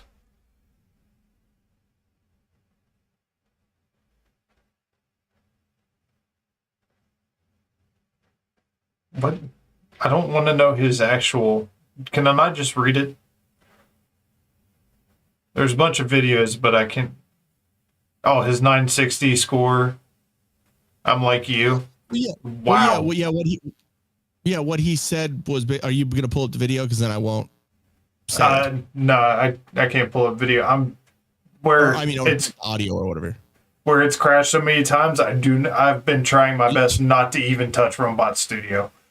Like, I'm not going to do things. What did he say? He was like, yeah, I'm like you. Like, I can't, or what he said is like, I'm not really great at reading, and like my SAT scores were real low. Like I'm like all of you. And I was like, oh my God, dude. So out of touch. It's like, but again, it's one of those things where it's like, thank you for giving me that, because we're gonna get some mileage out of that one. Yeah. And then there's another clip of him saying he read a book in 2 days. Yeah, it's that was from his podcast, I believe, too, right? Mm-hmm. Yeah, which his podcast. I thought it was very interesting how his first episode he had Charlie Kirk on, and I was like, hey, you know what? I'm giving you credit, dude. You are immediately talking to someone that like vehemently disagrees with you and why you are the way that you are. And it's because his son loves Charlie Kirk. What'd you say? Because his son loves Charlie Kirk. Yeah. Dude, the segue you just brought me to. Thank you. You just setting it up so I could tee it off right there. That was one of my favorite things that was said, and it was such a great little gotcha by Charlie, because when he said, and Gavin said, oh yeah, my son watches you on TikTok all the time and loves you, and like blah, and he's like, I don't know how. And then Charlie's like, hey, we'll have him come out here. I'd love to meet him and like talk to him and take a picture, whatever. It'd be great to meet him. And he's like, oh, he's he's at school right now. He's like, what? You couldn't like have him take the day off for like one day? Oh, he needs to be in school, like blah blah blah. Balance this time. Let me make sure the studio's still back up and going. Oh, it's school's important or something like that. So. So Cock and Gator, the Robot Studio has crashed on me multiple times. I am pretty sure it's because my computer has an update and it keeps on trying to force a restart, and it's doing something to all my programs that are up. So, Mom, Sketchy is repeating himself again. And Cock and Gator, which is one of the best usernames on Rumble. No, it is not you. There is a glitch. So in the Matrix. Yes, exactly. It's funny. Ian, have you seen my string lights yet? I think they debuted on your show, actually. Did I see what? My string lights. Was it on your show where I just kept on changing them the whole time? Oh, yeah, because channel 2. Yeah, I actually have it on the Matrix at the moment. Oh, nice. That tracks. Quit trying to restart. I'm about to throw some things. It would be really funny if the way our conversation before this before this stream happened, and you were the one that got mad, I would laugh real hard. Did you see what I got in the mail today? Yes. So it's not something I actually announced yet. I made a gigantic gaming mouse pad. Okay, cool. Kate just says eat it. I kind of need that computer. That's how we're doing what we're doing. Yeah. No, not in that way. It's just I kind of made it for me, and I was talking to Cock and Gator about it on her stream, and another great one to follow, by the way. Although I think that would be that's like what 3 o'clock your time, so about the time you wake up. And I mean 3 o'clock in the morning. But yeah, I made a ridiculous gaming mouse pad that has my RumbleCade logo, RumbleCade, the Rock of Rumble, the Discord shield, and Resbot sitting around a campfire. That's pretty awesome, actually. Yeah, like you can go see that on the resmerch-shop.fourthwall.com. I see the link in the chat. Let me see real quick. Where? I think you have to go click on all products because I don't think I placed it in a category. If your animals would quit farming babies, you can afford a new computer. This is a new computer. It's not my computer that's having the problem. Oh, dude, that's super cool, dude. I like that. Yeah, her and her husband bought one. Daddy Gator. Nice. Yeah, I like that a lot. That's fun. And then you just have to change it once Dojo comes out. Because you said it was Discord, right? There's Discord in here? Is there Discord in here? No, my Discord logo, the Firekeepers. There we go. I heard Discord, and so me being dumb, I was like looking for it. I was like, wait. Yeah, I was sitting there. I was like, did I have a Discord logo? And kind of my pawpaw, to answer Vigilant Union, my pawpaw growing up had a farm. It was a very small hobby farm, but I was not directly raised on farmland. I just, by being around him until he passed away, I was around animals up until I was like 12-ish. Yeah. No, I was 8. Wow, I was a lot younger than I thought. Anyways, we were talking about we were trying to get to Funnies before everything crashed. Oh yeah. So a lot of them are put in by viewers, correct? Yeah. I mean, it started like a year and a half ago. It was like so long ago. We were just like, you know what? There's so much politics going on, and so many political stories, and it's kind of like Debbie Downer a lot of times. Even though we're good at like pulling the funny jokes out of things, and like it's some dark humor and whatever, because it's just the kind of the way that we deal with stuff, and the way everyone kind of deals with stuff to an extent. But also it just sometimes the show just kind of ended without it just kind of ended on like, damn, dude, like that was heavy, so Sean was like, oh yeah, let's play a couple funny videos, just kind of like a palate cleanser. And so we started, we did that, here, and then we started like, oh, that was actually really good. The chat loved it. It was great. So we just started doing funnies. And then once we did Discord, we were like, you know what, let's have other people send funnies in, and then they'll feel it's like part of they feel, like you want your audience to feel part of the show as much as they can. Because then that's kind of what keeps them around, because it's just like, you think like if your favorite creator, your favorite streamer or whatever, when they were doing stuff, they like mentioned your name from the chat, or, took your idea or whatever, like, it's kind of a cool thing, and I mean, I don't want to go fully like parasocial relationship type stuff like that, but like it's also like you spend a lot of time with people on the internet, being watching their videos or watching their content, and that doesn't give you the right to say them or friendship or anything like that. But when you spend enough time, I think it's kind of cool that like when there's some reciprocation back from that, and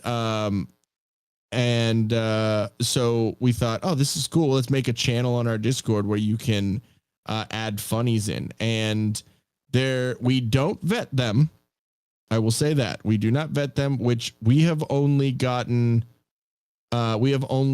screwed on that one once.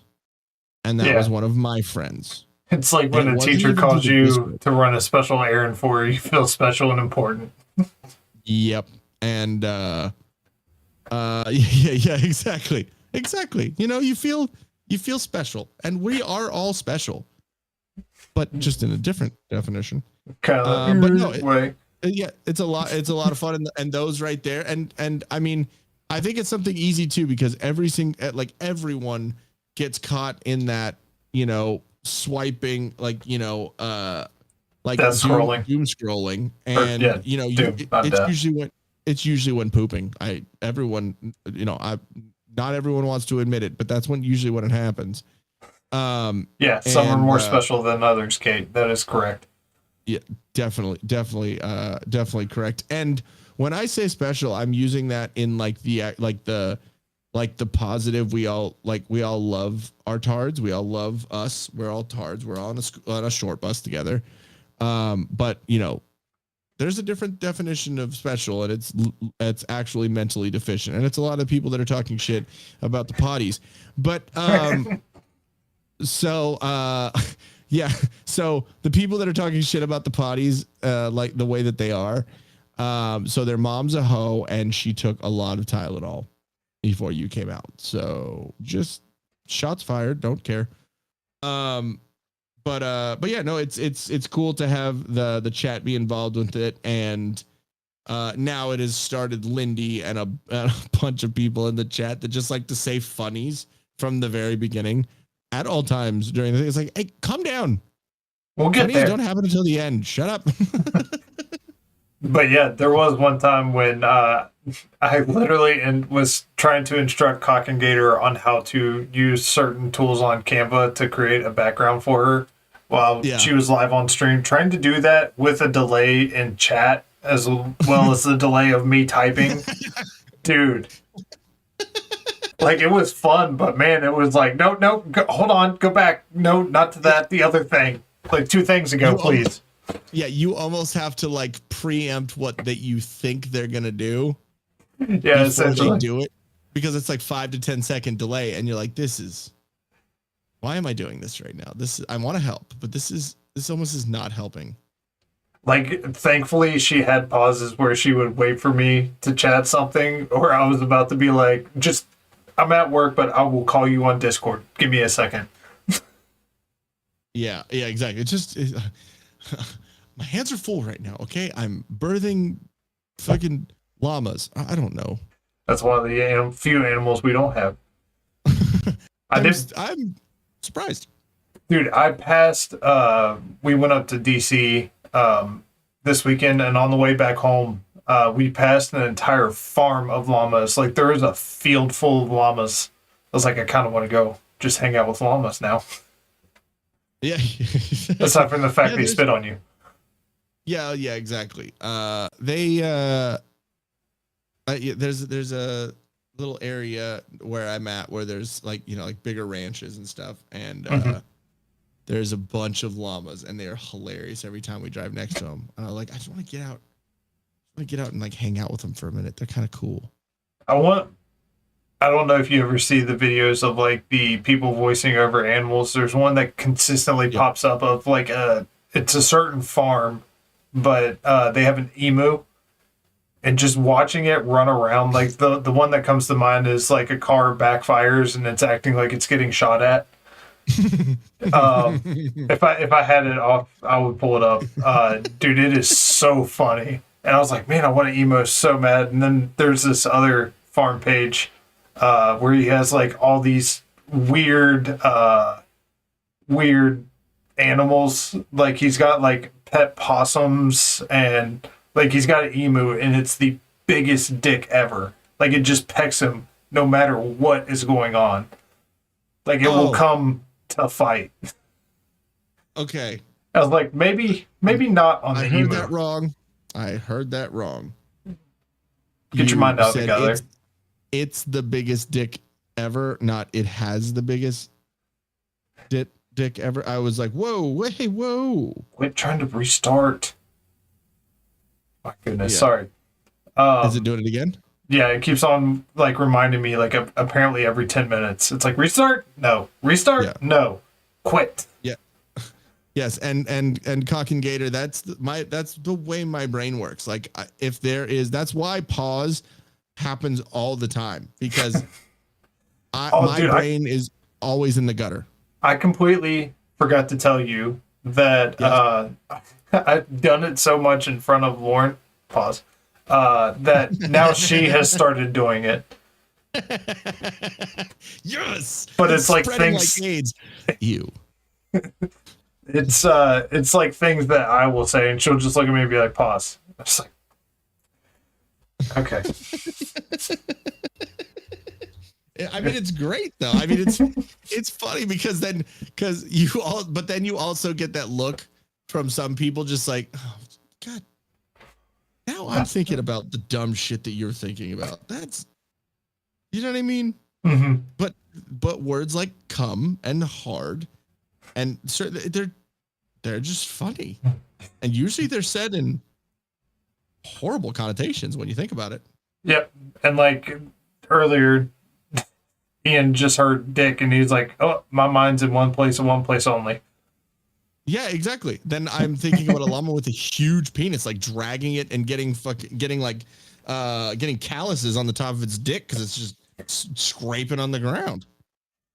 And Vigilant Union wants to know where Sketchy Jesus resides. Vaguely. I will tell you in a second. But literally, like, if it was like a huge llama penis, and it was dragging on the ground, like it would literally be a helmet because it would be so calloused and hard. Dude, there's been times. I'll tell you where I'm from. There's been times. What's up, Free Castle? What's up, dude? You jumped in at the wrong time. Yeah, we're talking about penis. We're talking about huge llama cock. But dude, sorry, YouTube. One of the funniest things is watching my. I have a miniature donkey. And he tries to mount all of the full-sized horses. And it is some of the funniest stuff to watch. You have a little Sebastian, kind of, almost? Yeah, essentially. But there's times like I walk down the field and he'll be, full flagging it. And it's like, Rocket, calm down. And he just like stares at you. I was like, I know you understand me. Knock it off. Yeah, exactly. That's him just staring at you and just saying, Negus. Really? You know exactly what I was trying to say with that sound effect. There's a please at the end. Yeah. Yes. But so where are you from? Oh yeah.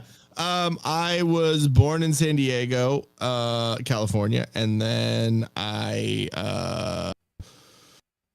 live in the same place where because like my mom and my dad never got married, so I was kind of like in between San Diego and another place, which I will not say because I am in that other place now currently, and people on the internet are crazy. So it is in a conservative area in California, or a little conservative bubble, which is nice. I will not respond to that. And nailed it. You can keep guessing. You can keep guessing. I'm just messing with God.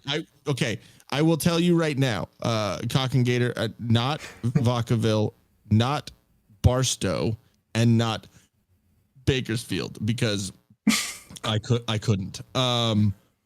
I will say it's Southern California. I will say that. And then I lived in Austin, Texas for about 7 or 8 years. Wait, I love the need to clarify the San Diego's in California. Hey, you know what? Like I said, we're all retards. So I'm just helping other people out.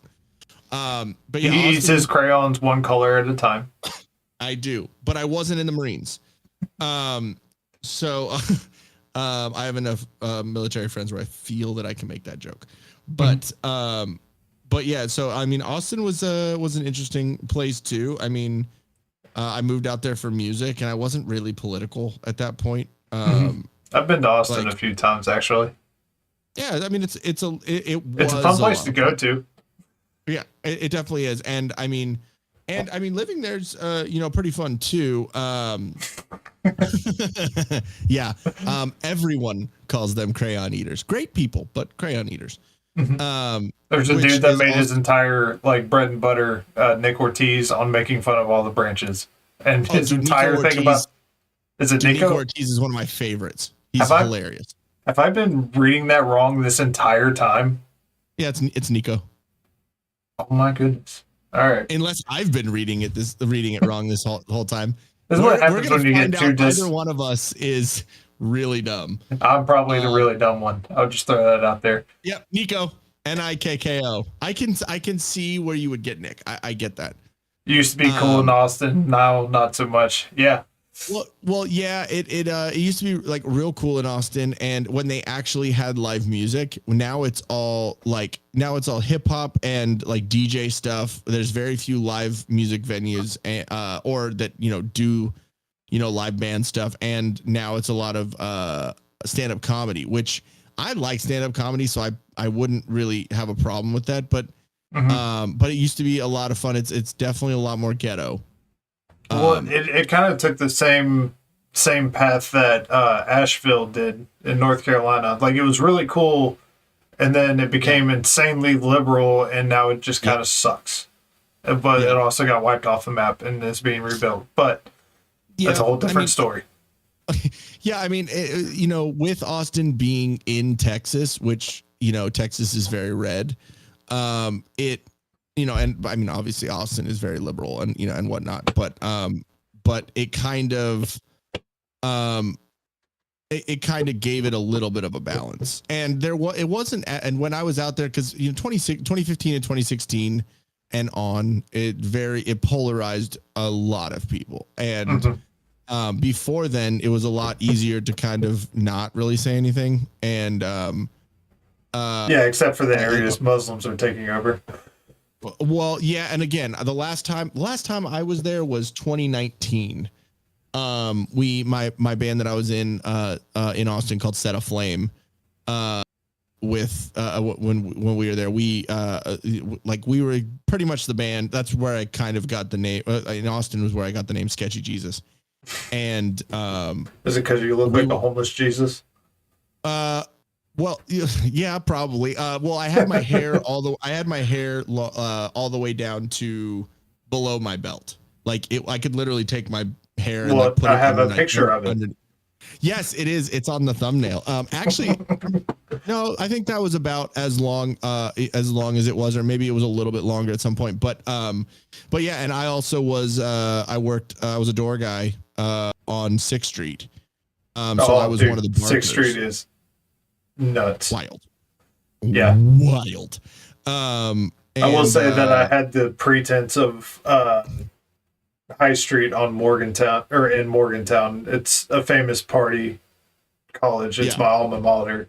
And High Street was like, if you look up the riots in West Virginia, or Morgantown specifically, you can see a picture of a dumpster full of fire getting launched down a very steep hill, and that's High Street. Yeah, the dumpster fire in Austin was me and all my friends. But so I used to work on 6th Street, and I was a door guy, so I was a barker. And on 6th Street. What year was this? It was, I got there in 2008, and then I started working on 6th Street in probably like 2009. So 2009 to about 2014. So. Oh, okay. I was about to say, if you were there in 2017 or 2018, there's a very good chance you saw me walking around. Yeah.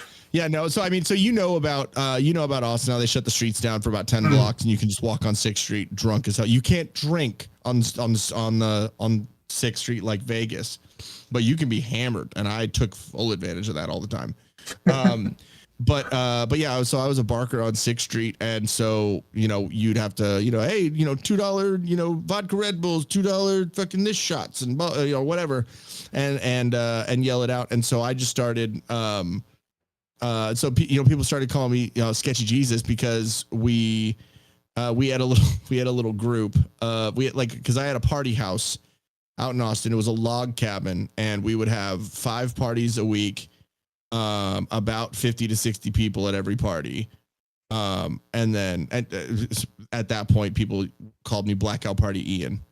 Cause I didn't have to go anywhere, and I just fucking get hammered all the time at my own house. And then, so there was that. And then we had a little crew of like our band members and then like our friends, my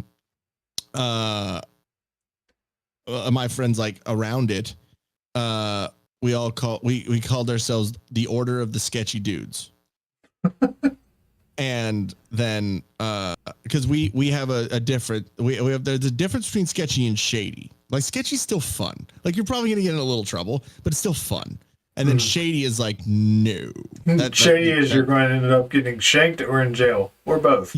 Exactly, or then in jail and then shanked. Yeah. But yeah, so like we had a different, so it was like still fun because like I said, if we were playing a show anywhere in Texas, we people knew that the band Set Aflame, if they were coming to play a show, someone was gonna get blackout drunk, someone was gonna be found in a field with their pants down, or and not like in that way just because they were hammered and they fucking took their pants off and ran around somewhere, not in the weird non-consenting SA way. Don't get your mind out of the gutter, guys.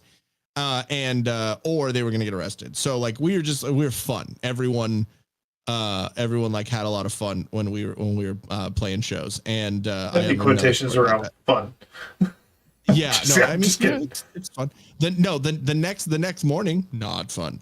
But that night, a lot of fun. I have another story about that. But so basically, it was the Order of the Sketchy Dudes, and then so it's just OSD. I literally have OSD tattooed on my arm, which then, of course, since it's an acronym and mine in the gutter, everyone's like, it's old saggy dick. You know what I mean? Like, so everyone just coming up with. That's not what I thought it was. But everyone comes up with their own thing. It's just funny. And then so I got Sketchy people started calling me Sketchy Jesus out of that. And then so I took that working down on 6th Street as a barker, just being like, hey, this is a little blasphemous, of course, but still kind of funny. I used to be like, hey, I turned all the water into whiskey. Get in here and get a drink. Or if you don't come into my bar and drink right now, I'm going to smite you. Like playing into the joke and like kind of fun. So that's where like the Sketchy Jesus thing came. And then it was a lot of fun. But yeah, we 1 year we played, it's South by Southwest is obviously, right? Yeah. Yeah. So 1 year we played South by South, like every year during South by Southwest, we would, yes, old school degenerate. That is the nicest way of explaining that.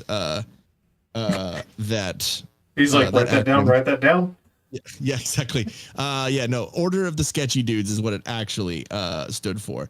But so anyway, so during South by Southwest, one of our friends would have like an unofficial house party every year. And it was like off of, it was like close enough to downtown where people could like take an Uber or whatever, but it was like on the east side. And we'd have a house party and like, we'd have like 4 or 5 bands. It was a big old backyard. He had like a stage ish type thing set up in his backyard. And we just got fucking hammered and a bunch of metal music and stuff. So it was fun.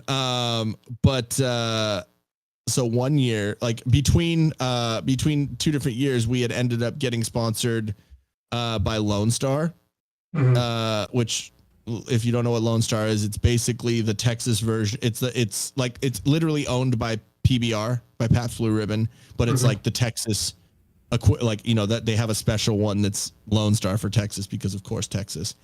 And so we ended up getting sponsored by Lone Star, and then also Vitamin Water, which are 2 diametrically opposed beverages. Well, one's for the day after.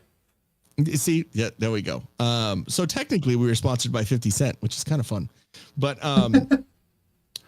But so we, as it was getting planned for the Lone Star, the unofficial house party, South by Southwest house party, we were, kind of planning it. We realized we were going to have, some bigger bands and like friends bands and stuff. And it was going to be like a bigger show this time. And so we we're like, hey, let's talk to Lone Star and, see if they might want to, give us a couple things, and like sponsor it or whatever, and, we'll just ask him kind of like, where she could hear his no situation. And so our guitarist, Patrick, who was basically like band dad, he like ran everything. I talked to him. I was like, hey, like we're doing this thing, this, unofficial house party, or South by Southwest house party. Would you want to sponsor it and maybe, give us a couple cases of beer or something, and we can, it'd be kind of fun, and give us some stickers or, something to give out. And they're like, yeah, sure.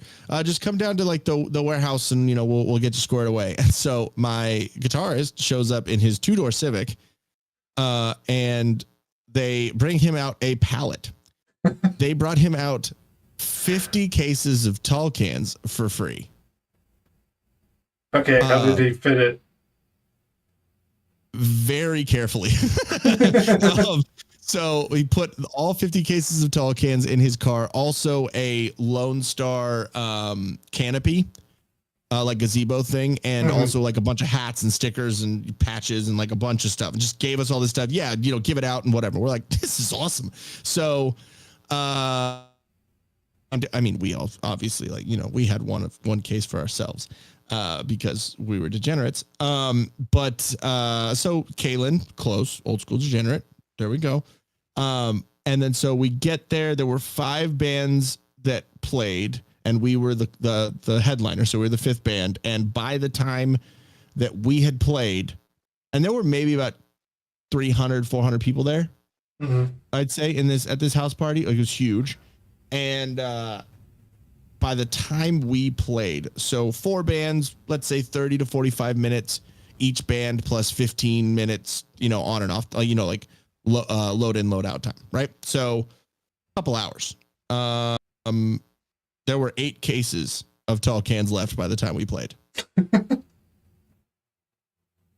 You'll never guess what happened again. Let me know when you guys can hear us. Let me see. There we go. We got you. Okay, cool. Okay, so yeah, so it was the so where was it? Oh yeah, so everyone was hammered, absolutely hammered, and a lot of fun. And so I walked into, like, because obviously his house was off limits. It was just the outside, just the big backyard, right? So, but we were the bands and we were his friends. So he let us in the house. And I went into a room where there were just handles of vodka. Uh-oh. And I was like, this is a bad idea. And then for some reason, there was a super soaker as well. And I was like, that's a really bad idea. And so, especially with me, because I'm mischievous. And so you can tell by the laugh. Filled up the super soaker with, yes, exactly. Sketchy cheese. Come on. So I filled up the super soaker and went around to a lot of people. And I went up to them and said, hey, open your mouth. Awesome. That's exactly what you want to hear from. Yeah, exactly. From me, you don't know, just running around. And so I would pump up the super soaker and basically shoot a shot into their mouth. Holy pause. And so I did that. I made probably about 8 rounds around the whole outside, everyone that, wanted a shot or whatever. And so after the 8th round of going around, I found a bottle of Everclear. Oh, why would you do Looks that? the same. Do you remember the name of the person you have on your show? So I thought, I was like, looks the same, not at all the same. So I filled up Super Soaker with Everclear and went around to the same exact people that let me 8 times before shoot them in the mouth with vodka. And I was like, I got another one. You want another one? Like, yeah. So they're already, we have a rapport now. We're like good. Like, you know, we're having fun. And so I ruined that immediately. Yeah. Handing out alcohol poisoning by Super Soaker. After 8 shots of vodka plus all the beer that was being drinking. So everyone's shit hammered. And so I went around and but I knew that I was going to get chased. After the initial puke, I knew I was going to get chased, so I immediately shot them with the Everclear in the back of the throat. And it's not like a shot of Everclear, just like you take it. You're getting shot in the back of the throat and inhaling it. Fire. Yes, yeah, exactly. So that was fun. And then we went on, we went on stage, and that was all before we went on. Which again, we were the band that everyone knew. Got crazy. And so we were pretty drunk. You know, we were there when we went on stage as well. And then while we were playing and while we were drinking, while we were playing, the show, there were a bunch of people that came up to us with like bottles of whiskey and were just pouring shots in our mouths while we were playing the show. Me and my we all had wireless systems, so we would, we were running everywhere, running across the stage, throwing guitars, doing all that stuff, metal and stuff and whatever. And then I, because I'm retarded, there was a tree in the yard and I had a wireless system and I was like, why not? So there was a point where I wasn't playing in the song. So I ran out and climbed the tree and played in a tree. Because of course that's what you do when you're drunk. How was the dismount coming back out of the tree? Rough. Yeah, that's what rough. I figured. Yeah. And then one of our friends who was basically like our like tour manager, merch guy, like whatever. He was just another, like I've said this on the show so many times before, you might have heard it, but he was basically like our best friend, and we liked when he got drunk because he was funny. So we just brought him everywhere with us. And he wanted to stage dive. He was a good 250 to 280. Like he was big, he big boy. And so he went to stage dive. Again, everyone hammered. Everyone wasn't that hammered, and they moved out of the way. And the only person who didn't see him was my guitarist's girlfriend at the time, who was maybe 120. R.I.P. I was standing right next to it when it happened. I was like, "Oh my God, you're gonna die! Like Patrick is going to kill you." And he avoided him for at least like 3 hours after that. It was pretty great. But yeah, dude, that Austin was a wild time. A lot of dumb shit. Yeah, the guy I told you about who stage dove, the big guy who we like to get drunk. We went on tour and took him with us one time. And you might have heard this story before on Whiskey Cap, but we played a show in St. Augustine, Florida. And the night before we got in a brawl with it was our band, the band we were on tour with. And we were in a brawl against the bartenders and the employees of the bar, plus the people that were staying there. It was literally like a Braveheart situation. Like we were on one side, they were on the other side, and then just a brawl started. So that was the night before. And then that was in Jacksonville. So fuck Jacksonville. And then we went to St. Augustine. What? Keep on going. I was just messing with you. No, you're good. And so we get to St. Augustine. It was a completely different thing. Like we were just fighting a couple hours ago. Then we get to St. Augustine. We get on the beach and we're like smoking blunts and like barbecuing on the beach. Like it was such a different vibe. And then we get to the venue.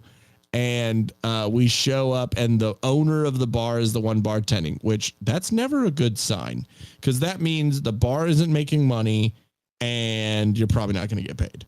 And so we show up and the guy's like, "Hey, what's going on, guys? I'm glad you're here. Hey, so we can't pay you tonight, but we can give you free PBR and free whiskey. And we were like, awesome.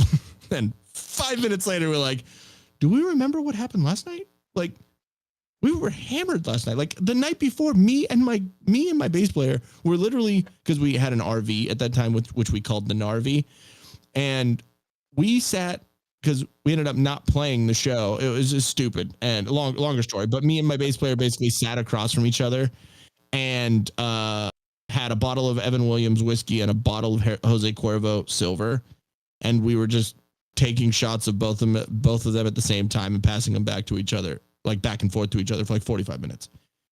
Hammered. The dumbest ideas ever. And then, so that was the night before. And then we get to St. Augustine. This guy says free PBR and free whiskey. And we're stoked. And we're like, this is going to be another of the same night. It's probably going to be worse. So we end up playing the show in St. Augustine. It was a lot of fun, whatever. One of my other guitarists, because we had 3 guitarists, because of course, metal, and just, you need the triple harmonies. One of our other guitarists ended up making out with a dragon lady. She literally had tattoos all over her face that made her look like a dragon. That was wild, and we made fun of him for eternity for that. I was about to say, I still wouldn't have let that one go. That'd still be going on. Oh, yeah. Yes, dragon. Yes, dragon. It looked like... No, I mean, he probably would have dragged his balls on her face later, but that didn't happen. We did not have the ability to do that. But anyway, so after we're done, playing the show. What? No, I'm getting into the No, you said we didn't have the ability to do that. I said, wait a minute, we? Well, I meant we as like, a band, like the RV didn't have like I'm messing with you. Okay, I just need to clarify, because you know how the internet is. They'll take whatever you say. But anyways, so we then, like, the show was over, cleaning up, having drinks at the bar, talking with everyone or whatever. And then my guitarist, who is the band dad, the Corey, the guy who, was our tour manager, our drunk friend. And then the guitarist from the other band that we were on tour with, who wasn't 21 yet, which that was always fun to navigate. They all wanted to go. There was like a drawbridge that was like right next to where the venue was, that went over into like the little, town or community or whatever. And so they all wanted to go over there and pillage and plunder. And I was like, fucking whatever, that's cool. And so we're walking across the drawbridge and, hammered. And I didn't know this at the time, but their whole idea for going over there was they wanted to go to an apartment complex, a random apartment complex, go steal, like borrow the bikes and ride them around town drunk as hell. I didn't know this. I found out when we were in the apartment complex at where the bikes were, and a light went on and someone said, I'm going to call the cops. We're like, fuck. So we start running. And as that's happening, we're like, where did Corey go?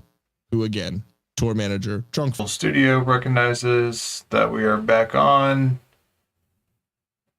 All right, we should be back on. Okay, cool. Yeah, I saw it now. Okay, so Corey, we lost him. We didn't know where he went. This was, at this point, and then, the lights go on. We're calling the cops. And we're like, we got to run. And so the guitarist from the other band, left. Ran off. So it's me and my guitarist. And at this point, my ankle's messed up, so I was hobbling. It's not like, we were able to get away and whatever. So cops drove by and we ended up getting talked to, and whatever. And it was dumb. I think I had a little bit of weed in my pocket or something. So, they hassled me a little, but, so then we're walking back and, we walk back over to where the venue is, and it's chaos when we get back. Like we had walked off a lot of the alcohol by that point. So we're like kind of fine. We smoked a little, they didn't catch Patrick's weed that he had on him. So we still were smoking weed on the walk back. So we were chill. And then we get back and it's chaos going on where the venue is. And we're like, what's going on? And the other band, that we were on tour with, they all came up to us. They're like, when all of you guys are drinking, we cannot drink. And we have to be sober because you guys are idiots. We're like, okay, please explain what happened. What did we do this time? What? Yeah, exactly. Like, I mean, we in no way did we disagree with them. Like we passed that part of the confrontation. We were like, yes, you're correct, but what happened? And so they said that they got a call from their guitarist who had run off when cops got called, and they had got a call from him because he called from his cell phone saying that he was in the claw arm of a tractor or whatever it's fucking called, and excavator, was hiding in by there. the way. There we go, excavator. Thank you. I'm dumb. So he was hiding in the claw of an excavator, and called, and they had to come pick him up. So they went and picked him up. He jumped in the van, and they're on their way back over the drawbridge to the venue. And as they're doing that, they're like, why is there a dude sitting on the bridge right now? That's weird. Oh my God, that's Corey. Oh my God, he's asleep. Why is he on the... Get him in here. So they like drive by, pop open the sliding van door, and they just throw him in. And they abducted. realize his pants are down. And they're like, what the... Okay, what is going on here? So they get him in the van and just literally throw him in face first because he's asleep. And it was 100 yards, not even, like 50 yards from where they picked him up to the entrance into the parking lot of the venue. It was like right there. And so as they're driving up and like getting into the driveway, they're like, oh my God, what is that smell? Like, what is that? And so they turn the cabin light on in the van, and they realize, because Corey's pants were down, they realize that he was shitting off the bridge and fell asleep.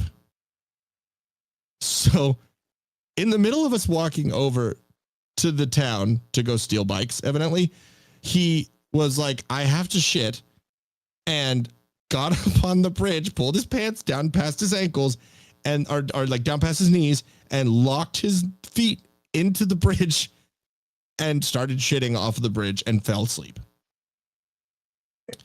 And Beyond Forest said, what? Yes, this is all true.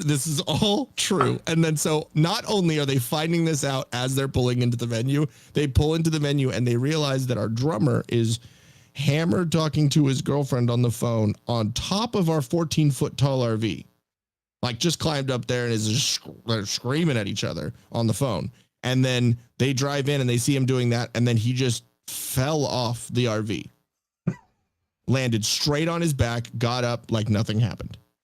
And by that point, they're like, who are we touring with? That's why they were like, if all of you were drinking at one time, we can't. Like, this isn't happening. Like, we can't do this. Yeah, dude. That was a wild tour. I mean, it sounds like it.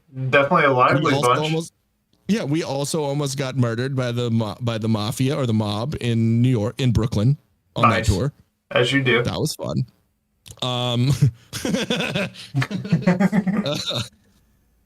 We got really drunk. That's where all of our stories usually start. We got really drunk because we realized that we were going to stay in this tiny little Brooklyn apartment. Mm-hmm. And the only reason why we were staying there is because one of our guitarists, Jonathan, only thought with his penis. So he knew he could get laid and would have a place to stay. But all of us, like, literally, I was sleeping in front of the front door. My drummer was sleeping in front of the oven, and my singer was sleeping in front of the fridge. Like it was the tiniest little apartment. And then the girls that lived in that house got really mad at us because we kept farting. Fair. Like loudly, and it didn't smell great. And it's 7 of us that were on, together. I was about to say, so drunken farts normally don't smell great. Oh yeah, and from 7 band dudes that have lived in a van for like a month and a half, we already stunk. So we decided, well, fuck it, let's just get drunk. But it was one of those, like, it was me, my singer, and my drummer, and we were all like, oh, let's just have a shot because we have a handle. Well, let's have 2 shots. Fuck it, let's finish the bottle. Mm-hmm. So the 3 of us were drunk, hammered, and then we realized that we're like super loud, and this was when the farting commenced. And so we're like, well, fuck it. We're just going to fucking go outside. And so we went outside at 3, 4 in the morning, drunk, screaming on the streets of Brooklyn. I ate shit like from falling. Like I just tripped, like just not running, not doing, just tripped. Like couldn't stand properly. Yep. Hammered. And so yeah, it was a fun time. And then everyone in the house, I fell asleep in the bathroom and locked the door from the inside. So one of the roommates couldn't get to work because that was the only shower, and I fell asleep in the bathroom because I was puking, and that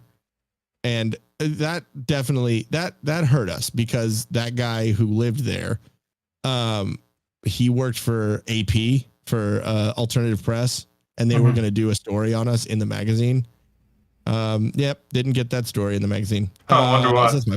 Yeah, and then they're like, "Fuck these guys." I mean, I thought that would have been a great part of the story, but you know, whatever, journalists. And and then so we went outside, did all that thing, and and when we came back up, they're like, "Get the fuck out!" Like, blah, like, all right, whatever. So we grab all of our stuff, and as we're outside waiting for our guitars to bring the van and trailer around. Which is not easy to park in Brooklyn, by the way. I wouldn't. And so we're waiting for him to. What? I said I wouldn't expect so. Yeah, it's a little crazy. And so, as he's we're waiting for him to go get the van and pull it around. This Lincoln pulls up, and like 2 Guidos get out. And when I say that, I mean like. When you think about what a Guido is from Brooklyn, like it's the exact like wife beaters, Adidas joggers, and pit bulls on leashes. Like get out of the car and they're like, "What the fuck, Bo?" And we're like, "What the fuck, dude? I don't know who the fuck you are." And we're still like fucking half in the bag at this point. And so the pit bull bit the back of my singer's calf, and they threw us up against a fence and almost stole one of our backpacks and said, "If you don't get out of here right now, if you don't get out of my off my block right now, we're going to put you in our trunk and throw you in the fucking river." Interesting. Hey Patrick, can you get here right? You know what? Actually, don't meet us here. We're gonna walk down the block right now. We'll come to you. Yeah, exactly. So we grabbed our shit and just ran. Yeah, I would too. Yeah. So I go ahead. Sorry. I not everything we did was great, but I have stories at least. Yeah. I guess. So before Rumbot Studio crashes on me for a 5th time, tell everybody where they can find you, when they can find you, and how they can find you. Yes. Okay. So we're on Whiskey Capitalist Podcast every Monday, Tuesday, and Wednesday, 8 p.m. Eastern, 5 p.m. Pacific. It's me and Channel 2 on Mondays, and me and Sean Cav on Wednesdays, which those are both our political, trending news, pop culture shows. We have a bunch of guests. It's a lot of fun, and then Tuesdays is our Whiskey Cap Watches episode, which is basically Mystery Science Theater with retards, and we just watch a documentary or whatever we kind of come up with and stumble upon, I guess. And I'll put the link to that to our Whiskey Cap Rumble in the chat, and then. Yeah, we have Leslie on there as well. So that's a lot of fun. And this is like her first episode on there on Whiskey Cap Watches was, I think, at the end of January. And then we did an episode, I think it was Women of Crime. So we thought, yeah, of course, we're going to make fun of women in crime and then have Leslie on there because that's just funny. And then she just kind of has stuck, which is great. There are a lot of people like, "Oh, I tried to get Leslie on our show like so many times." I'm like, "Yeah, but she likes us better." but I'm just kidding. She loves everyone.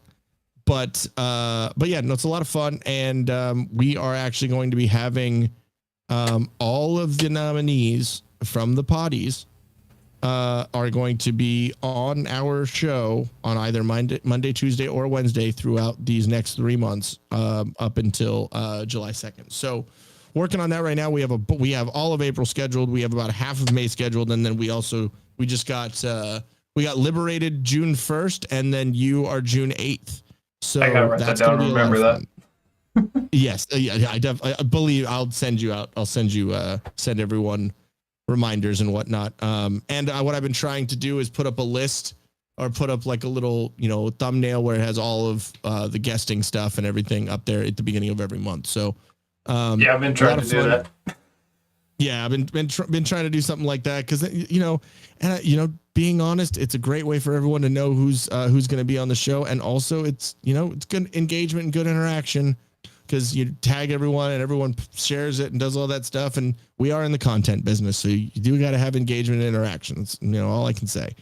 Everyone that would get mad at me for that are also the people that are doing the same thing. So shut up.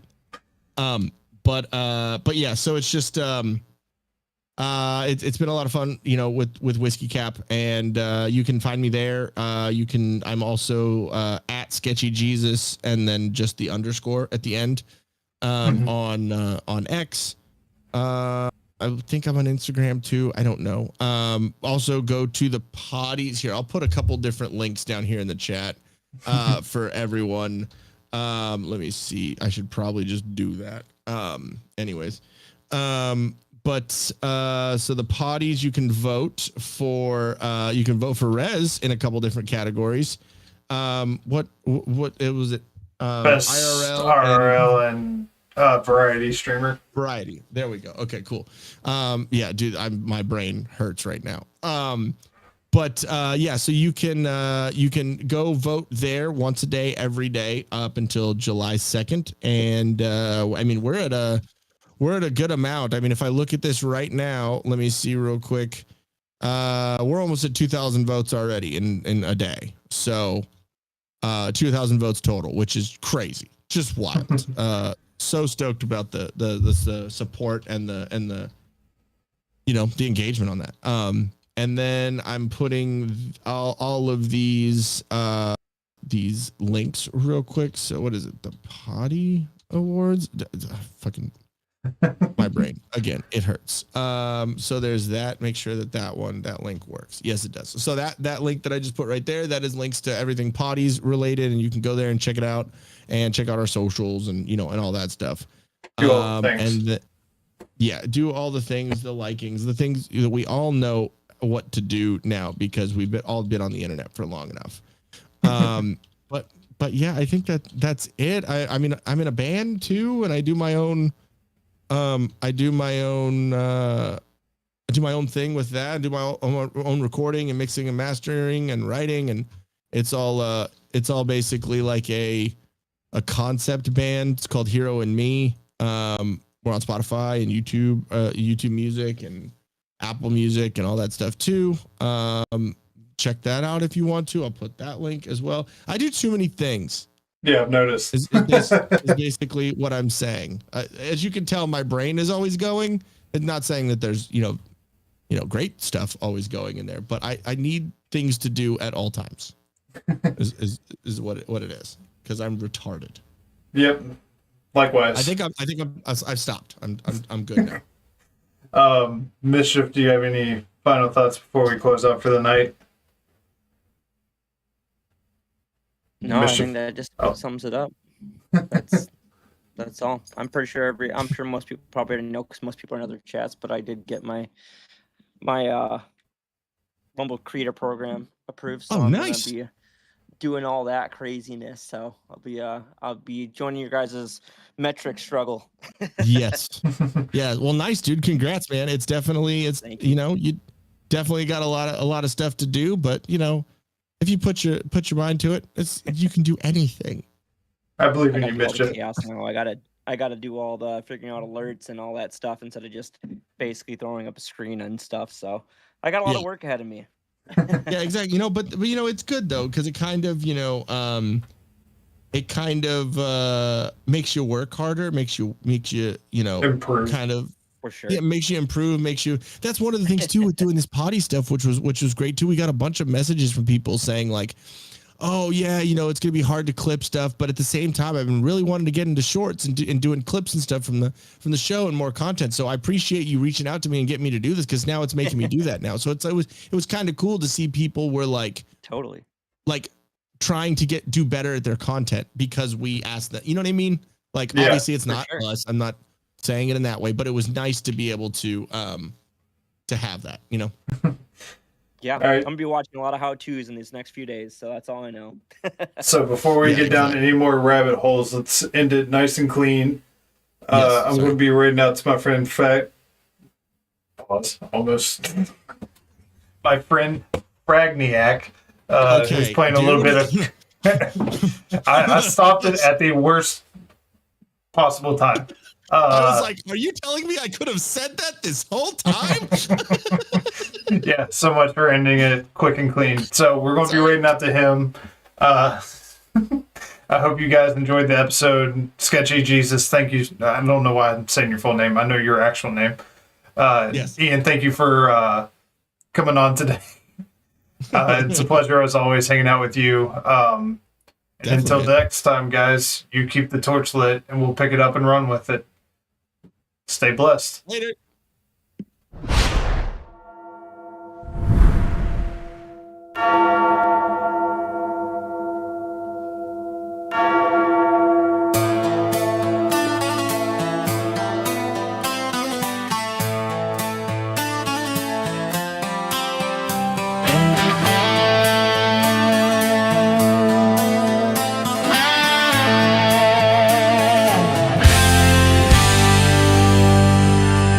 Shadow in the pixel,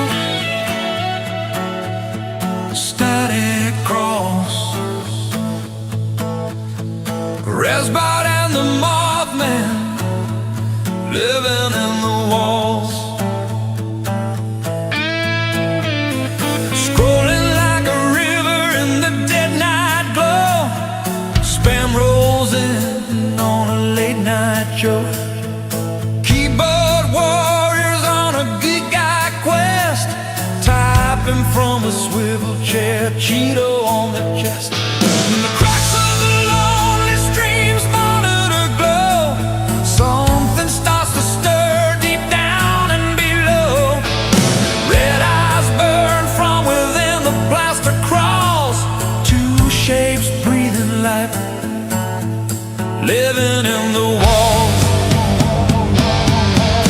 You don't see their wings unfold, you just feel the air. One little chatter without a worldly care. Trolls take a hold of him in a selfish spine. Living in the walls, Resbot watching for the long haul. Living in the walls.